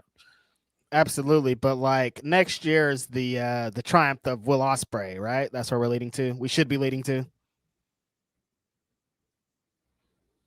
Maybe. He's definitely missed, man. When I was going over a lot of this stuff, when I was trying to pick pay-per-views for this list, I was like, yo, Ospreay has had a year, man. My list is almost just Ospreay and Bandito matches. Like, I got to get something else. This is crazy. These guys are going ham. But yeah, Ospreay's missed on every Wednesday he was doing it, just on a weekly basis. Like, you don't even got to get to the pay-per-views to get an insane one from Ospreay. And like, that's really apparent here now. Yeah, Sheldon's another one, man. You're talking about an over baby face now if he worked MJF. Bandito, man. Bandito MJF. That's a big, massive match now. It is. So yeah, I don't think this will be necessarily the same as his last title run. And I think there's been a lot of revisionist history on that title run as well, because the reign itself was good until we got to the last 2 months of it. And you can see that that's really a thorn in MJF's side, because every time he talks about it, he's like, y'all got me. How dare you? How dare you? And he's right. He's right, because most of it was heat, dog. The match with Kenny Omega, like, there's so many like collision, yeah. But then he got to the end, and it was unfortunate, and people are still basing it off of those unfortunate things. Yeah, that is all of our Humper Chats. Appreciate you guys as always. We will be back next week, right? I don't know if we decided if we're doing an episode after Christmas. Are we taking a day off? No, I should be good to go for Saturday. I mean, it is the same day as World's End. I don't know what that means, but I think. Yeah, we'll be back. We'll be back Saturday. On Saturday. And then we're going to review World's End before the end of the year as well. I think we're going to hit that one on the following Monday. So, yeah, this has been Grapsody. I'm Phil Lindsey. It's Righteous Reg. We're out of here. Peace.